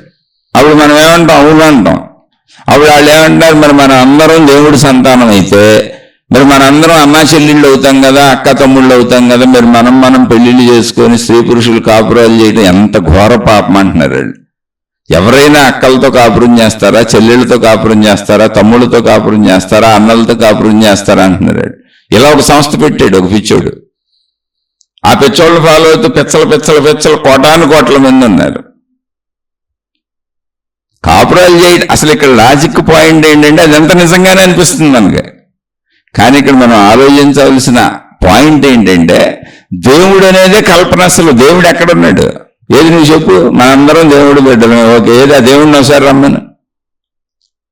మనందరం దేవుడు సంతానం అయినప్పుడు అక్కలు చెల్లెళ్ళు, అన్నలు తమ్ముళ్ళు, అక్క చెల్లెళ్ళు, అన్న తమ్ముళ్ళు వీళ్ళందరూ కలిసి మగవాళ్ళు స్త్రీ పురుషులు అన్నదమ్ములు అక్క చెల్లెళ్ళు అవుతారు కదా, కాపురాలు చేయకూడదు అన్నావు కదా. ఓకే, ఇప్పుడు మన తండ్రి దేవుడిని ముందు ఒకసారి రమ్మను. వచ్చి ఆ తండ్రి దేవుడిని చెప్పమను. మన ఎట్టకన్నాడు అసలు? ఇప్పుడు మనం దేవుడి సంతానం, ఓకే, ఆ దేవుడు సంతానం కదా. ఇప్పుడు ఆ తండ్రి దేవుడు అసలు మనల్ని ఎలా కన్నాడో అడుగుదాం ఆయన ఒకసారి రమ్మని. నువ్వు చెప్పు, ఎలా కన్నాడు ఆయన? మన ఎలా కన్నాడు ఆయన? మనందరం ఒకే దేవుడు బిడ్డలం, అందులో డౌట్ లేదు. ఇప్పుడు అసలు దేవుడు మన ఎట్ట కన్నాడు ముందు చెప్పు. ఈ ప్రశ్న ఇది ఎవరో ఎందుకేరంటే మనం ఏదో పాపం గురువులు మహాత్ములు అలా నమ్ముకుంటూ వెళ్ళిపోతాం. అలా వాళ్ళ ట్రాప్లో వరల్డ్ వైడ్గా ఉన్నారు మనుషులు, మామూలు ఆర్గనైజేషన్లు కాదు. ఇప్పుడిప్పుడే మేలుకొని వాళ్ళని తిడతం మొదలు పెట్టారు జనం. ఎందుకంటే జనం ఆలోచించరుగా. ఆ తిట్టేవాళ్ళు కూడా ఏంటి, వేరే సంస్థలుండి వేరే విధానాలుండి ఇదేంటి ఎలా చెబుతారేంటని చాలా మంది. అంటే ఇది ఎందుకు చెప్పానంటే అది ఎంత చక్కగా మనుషులకి అర్థమైందండి. ఆ సంస్థలోకి వెళ్ళిన వాళ్ళకి భర్తలతో భార్యలు కాపురం చేయటం మానేశారు నమ్మిన వాళ్ళు. నువ్వు నాకు అన్నది నీతో నేను కాపురం చేయటం ఏంటని బోల్డ్ మంది ఇప్పుడు అది అసలు బుర్రలు పాడైపోతున్నారు. పిల్లలందరూ దెబ్బతింటున్నారు, మానసిక వ్యాధిగ్రస్తులైపోతున్నారు. చాలా మంది భర్తలు భార్యలతో కాపురం చేయటం మానేశారు. అంటే ఎవరు అధికంగా నమ్మారో వాళ్ళు అంటారు నువ్వు నా చెల్లివి, నువ్వు నా అక్కవి, నీతో కాపురం చేయటం ఏంటని. కొంతమంది అసలు పెళ్లిళ్ళు చేసుకోవట్లా, అందరం అన్నదమ్ములు అక్క చెల్లెళ్ళు పెళ్లిళ్ళు చేసుకోవటం ఏంటని. ఎంత మహాపాపం అంటున్నారు వాళ్ళు. ఊరు మీ దుంపల్లాగా అదే నిజమైతే అసలు సృష్టి ఆడామగాని ఎందుకు సృష్టిస్తుందిరా నాయన? దేవుడు అప్పుడు పెళ్లిళ్ళు చేసుకోకూడదు అనేదే సత్యమైతే దేవుడు అసలు ఆడనే మగనే ఎందుకు సృష్టిస్తాడు? ఒకళ్ళనే సృష్టించేవాడు. ఎవరో పెళ్లిళ్ళు చేసుకోరా, మగోళ్ళే ఉండేవాళ్ళు, ఆడవాళ్ళే ఉండేవాళ్ళు. ఇప్పుడు వీళ్ళు ఏం చేస్తున్నారు తెలుసా? పెళ్లిళ్ళు చేసుకోకూడదని ఒకవేళ వాళ్ళ మతాన్ని మనం నమ్మాం అనుకున్నాం, కాసేపు నమ్ముదాం, ఊహించడానికి ఏముంది, జ్ఞానమేగా ఊహిద్దాం. అంటే మీరు ఎంత ఇరుక్కుపోతారనే దానికి చెబుతున్నది ప్రపంచవ్యాప్త మతం. ఐక్యరాజ్య సమితి కూడా గుర్తించింది దానికి. ఆలోచించండి మీరు. కానీ లోపలికి వెళ్తేనే తెలుస్తూ ఈ బోధలు బయట నుంచి తెలియవు. లోపలికి చేరాలి, వాళ్ళకి అందుబాటులోకి వెళ్ళిపోవాలి. నిన్ను అట్రాక్ట్ చేయడానికి ముందు చెప్పరు. నీకు అట్రాక్షన్కి అవసరమైన నీ దేవుడు, నీ అన్ని మతాల దేవుళ్ళని వాడేస్తారు వాళ్ళు. వాడేసి నువ్వు అట్రాక్ట్ అయ్యి కొంతకాలం వాళ్ళ దగ్గర ఉండి వాళ్ళకి అలవాటు పడిపోయి ఇక్కడ నువ్వు స్థిరపడిపోతావు, ఇక స్థిరంగా ఉంటావని నువ్వు కూర్చున్నాక అప్పుడు చెబుతారు. ఆ చెప్పినాక మళ్ళీ వాళ్ళు బోల్డ్ అకృత్యాలు చేస్తారు. అవి కూడా బయటకు వస్తున్నాయి. అంటే అకృత్యాలు చేసేవాళ్ళు అందులో చెడ్డోళ్ళే ఉండొచ్చు, మిగిలిన వాళ్ళు మంచోళ్ళే ఉండొచ్చు. ఆ మంచోళ్ళు కూడా ఎవరో పయ్యోళ్ళు చెప్పింది నమ్ముతూ ఉండొచ్చు. అందరినీ మనం అనడానికి లేదు. ఎందుకంటే నమ్మించేవాడు ఉంటే పాప అమాయకంగా నమ్మేస్తున్నారు బోల్డ్ మంది. ఇప్పుడు డాక్టర్ దగ్గరికి వెళ్ళాం జబ్బు వచ్చిందని, ఆ డాక్టర్ రాసిన మందులు వేసుకుంటున్నాం, నమ్మకమే కదా. మందు గురించి మనకేం తెలుసు? డాక్టర్ని నమ్మాం, మందులు ఉన్నాయి ప్రపంచంలో తెలుసు, ఆయన రాసిచ్చిన మందులు వేసుకున్నాం. అవి తగ్గిస్తాయో చంపేస్తాయో మనకు తెలియదు, కేవలం నమ్మకం. అలాగే పాపం చెప్పిన వాళ్ళని చూసారు మహాత్ములు, మహనీయులు, మాతాజీలు, వాళ్ళకే బోల్డ్ పేర్లు ఉన్నాయి. రకరకాల పేర్లు వాళ్ళే పెట్టేసుకుంటున్నారు, రకరకాల డ్రెస్సులు కట్టేసుకుంటున్నారు, చెప్పేస్తున్నారు. కానీ అది చెప్పినప్పుడు ఎంత కరెక్ట్గా ఉంది చూడండి. అందరూ దేవుడు బిడ్డలని అనగానే మనం తప్పని నమ్మేస్తాంగా. లోతుకి వెళ్ళినాక ఇలా హెప్నటైజ్ చేస్తున్నారు. ఓకే, పోనీ అది కూడా నిజం అనుకుందాం. కాసేపు వాళ్ళు నమ్మారు, మనము నమ్ముదాం. పోనీ అంతా నిజం అనుకుందాం. వాళ్ళకి ఇప్పుడు అబద్ధ ప్రచారం చేస్తే వాళ్ళకి వచ్చిన లాభమే ఉంది, అది కూడా నిజమే అనుకుందాం. ఇప్పుడు ఏం చేయాలి? వీళ్ళందరూ కాపురాలు ఆగిపోతాయి, ఎవరు పెళ్లిళ్ళు చేసుకోరు, కాపురాలు ఆగిపోతాయి, ఇంకా పెళ్లిళ్ళు ఉండవు. అంటే మానవ జాతి అంతమైపోద్దిగా. ఇప్పుడు ఉన్నోళ్ళు చచ్చిపోతారు, ఇంక తర్వాత మానవ జాతి భూమి మీద ఉండదు. అందుకు వచ్చారు వీళ్ళు, మానవ జాతిని అంతం చేయడానికి వచ్చారు వీళ్ళు. ఇప్పుడు ఈ మతం ఆలోచించి ఉండవు సార్. అది మీ బుర్రతో మీరు ఆలోచించండి. ప్రపంచ వినాశనానికి వచ్చారు వీళ్ళు. ఆ మాట చెప్పకుండా ఏదో చెబుతున్నారు వీళ్ళు. అలా ఎవడకాడు తన సృజనాత్మకతతో ఎన్నో చేసుకుంటూ పోతున్నాడు. దాంట్లో మీరు పడతారా పడరా మీ ఇష్టం. ఎందుకంటే మీకు పడాలని ఉంటే పడతారు. ఇప్పుడు అంత తెలివి తక్కువ ఎవడున్నాడు ఇక్కడ? ఇప్పుడు ఆశ ఉన్నోడు, కోరికలు ఉన్నోడు, భ్రమ ఉన్నోడు, భ్రాంతి ఉన్నోడు, లేదా అందరి మీద పెత్తనాలు చేయాలనుకున్నోడు, ఇటువంటి వాళ్ళే ఇటువంటి సృష్టిస్తారు, ఇటువంటి వాటిని అనుసరిస్తారు. నిజమైన ఆత్మజ్ఞాన మార్గంలోకి వెళ్తే అక్కడ ఏమి అసలు అనుసరించేది ఉండదు, చెప్పేది ఉండదు, వినేది ఉండదు. ఒకవేళ చెప్పేది ఏమన్నా ఉంటే ఏం చదువుతున్నా, నాయన నీ గురించి నీకే, నువ్వు అదేం చదువుతున్నావు, అంతేటప్పుడు నువ్వు నన్ను అనుసరించడం ఎందుకు? నువ్వు నాకు దండాలు పెడతావు ఎందుకు? నువ్వు నాకు గురువులని, మాతాజీలని, దేవుళ్ళని, దేవతలని ఆ పోస్టులో నన్ను కూర్చోబెడతావు ఎందుకు? నాకు పూజలు ఎందుకు? నాకు అర్చనలు ఎందుకు? నాకు ఆరతలు ఎందుకు?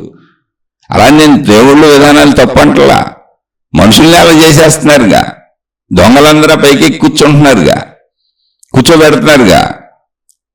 అది మీ కర్మ, నీ స్వస్వరూపము. ఆత్మజ్ఞాన మార్గంలో చక్కగా చెప్పారు మహర్షులు. వాళ్ళు నిజాయితీ పరులు, మంచోళ్ళు చెప్పింది, మనం మంచోళ్ళు చెప్పింది మాట్లాడుకుంటున్నాం. దొంగలది మనకొద్దు, దొంగలది మనకొద్దు అన్నప్పుడు ఏంటి? మనం దొంగలా ఉండకూడదు. అందుకని మీ నమస్కారం కూడా నాకు వద్దు, నేను దొంగను కాదు. నా స్వస్వరూపం నా గురించి, నాది నాకు అర్థమవుతుంది, మాట్లాడుతున్నా. మీ స్వస్వరూపం మీద మీరు అర్థం చేసుకోండి అంతే. ఇలా ఎవరి స్వస్వరూపాన్ని వాళ్ళు అర్థం చేసుకుంటే ఉండేదంతా ఏకస్వరూపమే. మిగిలినవన్నీ మన వాహనాలు యాక్సిడెంట్లు చేసుకోవటం ఎందుకు? జాగ్రత్తగా వెళ్ళిపోతాం ట్రాఫిక్లో. వాహనాలని అర్థమైనాక ఇప్పుడు రోడ్డు మీద వెళ్తున్నాం, తలొక వాహనం ఉంది. ఒకళ్ళు సైకిల్ వేసుకెళ్తారు, ఒకళ్ళు మోటార్ సైకిల్ వేసుకెళ్తారు, ఒకళ్ళు కారు వేసుకెళ్తారు, ఒకళ్ళు లారీ వేసుకెళ్తారు, ఒకళ్ళు బస్సు వేసుకెళ్తారు. కొట్టుకుంటున్నారా? నాది సైకిలు, నీది లారీ, నాది కారు, నీది మోటార్ సైకిల్. ఎవరు కొట్టుకోరే, ఎవరి కాళ్ళు ఎవరు పని చూసుకుంటే, ఎవరి తాహతలాలకు ఉన్న వాహనాన్ని వేసుకొని చక్కగా తప్పించుకుంటూ ఒకళ్ళకొకళ్ళు పనులు చేసుకొని వెళ్ళిపోతుంటారు. కానీ అందరికీ కామన్ ఏంటి? రోడ్డు కామను, అందరికీ స్పేస్ కామను. ఎవరైనా అందులో ప్రయాణించవచ్చు. అలాగే అనంత ఆత్మశక్తిలో ఇవన్నీ వాహనాలు, ఆత్మశక్తి చేతనే ఏర్పడ్డ వాహనాలు. వాహనాలు ఆత్మశక్తులు తిరుగుతూ ఉంటాయి, తిరగనే ఉన్నాయి. ట్రాఫిక్లో యాక్సిడెంట్లు లేకుండా తిప్పుదాం అంతే. శరీరం అనే వాహనాన్ని మనసుతో తిప్పుతూనే ఉంటాం. ఎందుకంటే వాహనం ప్రయాణం మొదలైంది, ప్రయాణం ఆగే వరకు అది వెళ్తానే ఉంటుంది కాబట్టి యాక్సిడెంట్లు అవ్వకుండా వెళ్దాం అంతే. కానీ ఎక్కడ? నా అనంత ఆత్మశక్తిలో. అప్పుడు వాహనాలుగా మన శరీరాలు తిరుగుతున్నాయి తప్ప మనం విడివిడిగా ఉండం. శక్తి భావనలో ఏకత్వ భావన ఉంటుంది. విరోధాలు ఎందుకుంటాయి, విభేదాలు ఎందుకుంటాయి, మతాలు ఎక్కడ ఉంటాయి, మార్గాలు ఎక్కడ ఉంటాయి, అనేకత్వం ఎక్కడ ఉంటుంది, భిన్నత్వం ఎక్కడ ఉంటుంది, ఘర్షణలు ఎక్కడ ఉంటాయి, మోసాలు ఎందుకుంటాయి, అన్యాయాలు ఎందుకుంటాయి. అందుకని ఒక మనిషి కామన్గా మంచోడుగా బతకాలన్నా నీకు నీ అనంతత్వం తెలియాలి, నువ్వు ఆత్మశక్తి వల్ల ఎరుకు నీకు తెలియాలి. ఆత్మజ్ఞానం చదువుకోవాలి, ఆధ్యాత్మిక చదువుకోవాలి. నీ స్వీయ అంతరంగ చదువు నువ్వు చదువుకోవాలి. నీ స్వీయ అంతరంగ చదువు నువ్వు చదువుకుంటున్నప్పుడు ఇందులో ఎవరిదో గొప్పతనం ఏముంది? అసలు నువ్వు కదా చదువుకుంటుంది, అది నీ స్వీయం కదా. ఒకవేళ నువ్వు మర్చిపోయినా, ఎవడో నీకు గుర్తు చేసినా అది నీదే కదా. నీది నువ్వు అనుభవిస్తున్నప్పుడు, నీది నువ్వు పొందుతున్నప్పుడు, నీది నువ్వు చదువుకుంటున్నప్పుడు అసలు ఎవరికో క్రెడిట్ ఇవ్వాల్సిన అవసరమే లేదు ఇక్కడ.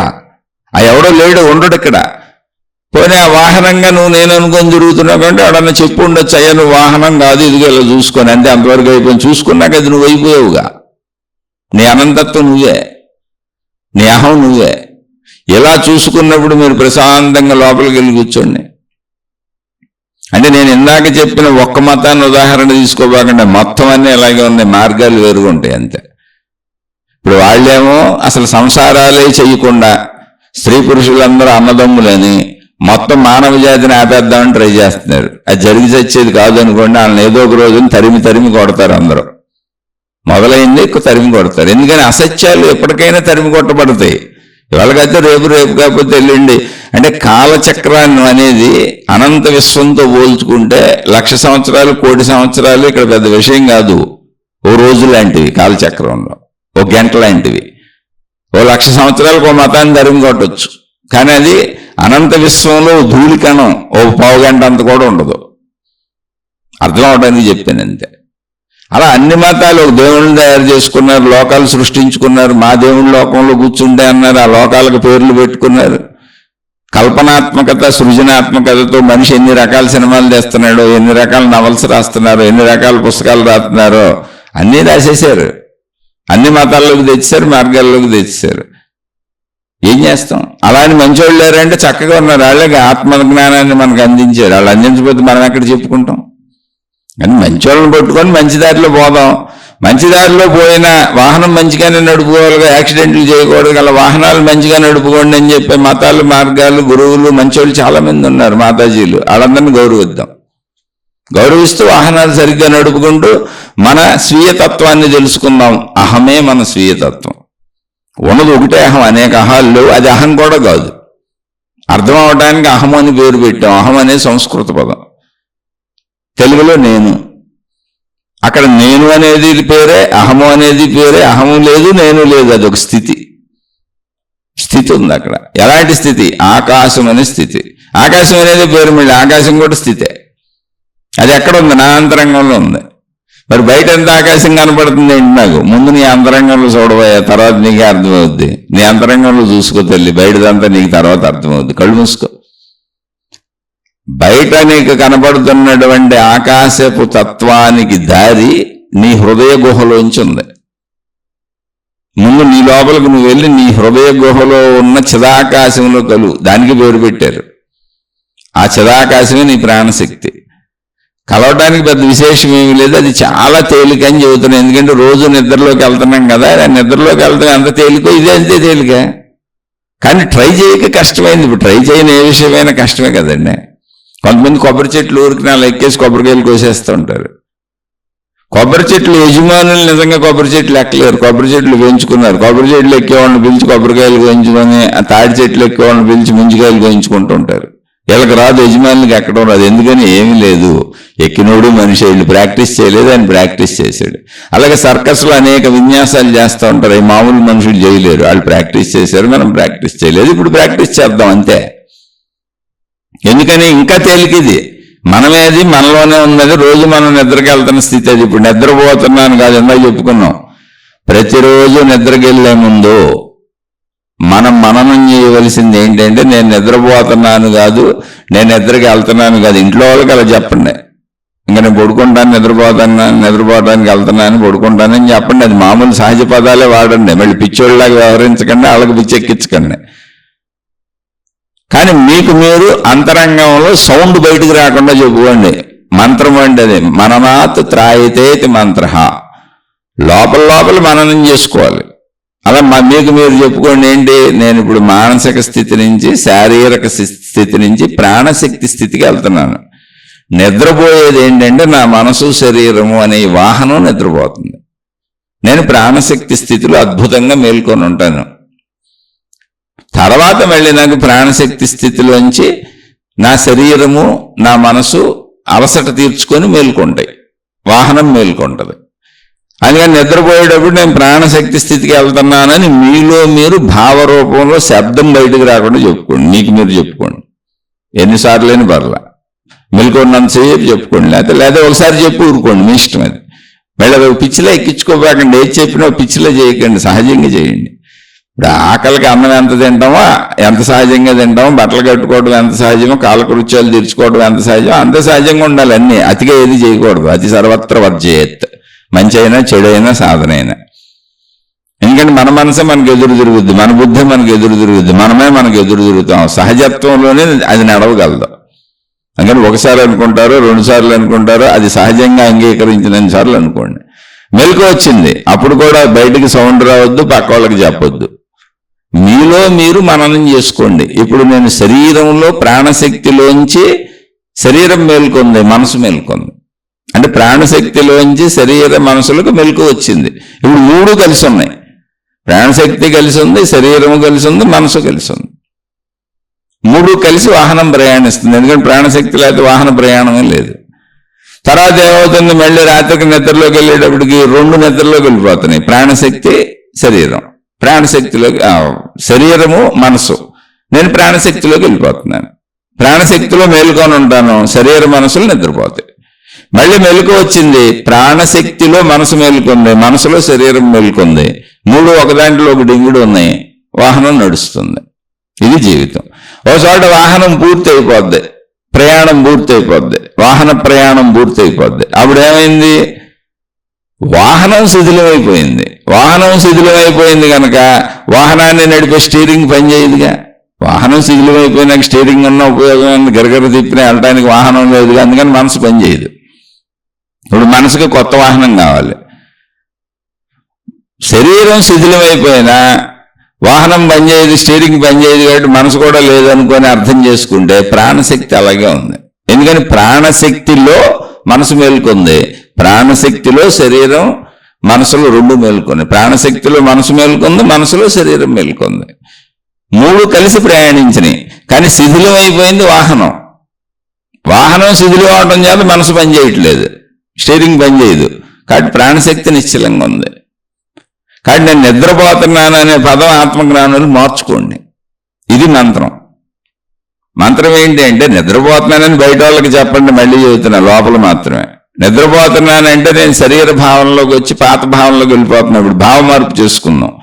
నిద్రపోవట్లేదు, ప్రాణశక్తిలోకి వెళ్తున్నాను, ప్రాణశక్తి స్థితిలోకి వెళ్తున్నాను. అదే అనంతాత్మశక్తి, విశ్వశక్తి. అనుభవం అయ్యే వరకు అలా అనుకుందాం. అక్కడి నుంచి మెలకు రాగానే ప్రాణశక్తిలో నాకు మెలకు వచ్చింది.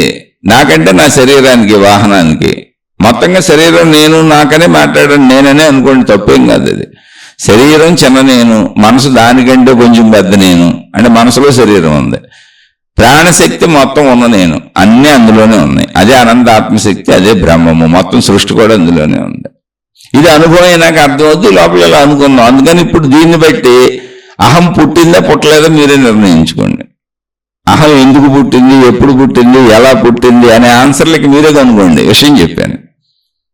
అహం అనేది ఒక స్థితి, అహం అనేది ఒక పేరు. అహం అనేది సంస్కృత పదం, దాని తెలుగులో నేను అంటాం. నేననేది ఒక పేరు, నేననేది ఏం లేదు అక్కడ. నేననేది ఒకవేళ ఏమన్నా ఉంది అంటే ఆకాశం వలె ఉంది. అహం అనేది ఏమన్నా ఉంది అంటే అది ఆకాశం వల్లే ఉంది. విడిగా మాత్రం శబ్దస్పర్శ రూపరసగంధములు అనువుగా అక్కడేం లేదు. కాబట్టి అహం ఎందుకు పుట్టింది, ఎప్పుడు పుట్టింది, ఎలా పుట్టింది అంటే ఇక దానికి మీరే ఆన్సర్ చెప్పుకోండి. ఇప్పుడు ఆన్సర్ మీరే కనుగొని అహం ఎప్పుడు పుట్టింది, ఎందుకు పుట్టింది, ఎలా పుట్టింది, ఇదంతా ఈ శీర్షిక అంతా విన్నాక మీకు ఏం అర్థమైందో మీకు అర్థమైన దాన్ని కామెంట్లలో చెప్పండి. అది మన సోదరుడు అడిగిన ప్రశ్న, అది అహం ఎందుకు పుట్టింది, అసలు అహం ఎందుకు పుట్టింది. మీరు దానికి ఆన్సర్ నాకు ఇప్పుడు కామెంట్లో చెప్పాలి. ఎందుకంటే నేను విశ్లేషణ చెప్పాక మీకు విశ్లేషణ అంతా మీకు చక్కగా చెప్పాను నేను. మీకు ఈ విశ్లేషణ అంతా విన్నాక మీకు కామెంట్లో ఏం అర్థమైందో దాన్ని చక్కగా నాకు కామెంట్లో తెలియజేయండి. మీకు ఈ అహం గురించి ఏం అర్థమైంది, అహం ఎలా పుట్టింది, అది మన సోదరుడు అడిగిన ప్రశ్న. అప్పుడు మీరు నాకు చక్కగా మీ కామెంట్లో ఏమర్థమైంది చెప్పండి. అహం ఎలా పుట్టింది, అసలు అహం ఎలా ఉంది, అహం ఎక్కడ పుట్టింది, అసలు అహం పుట్టిందా పుట్టలేదా.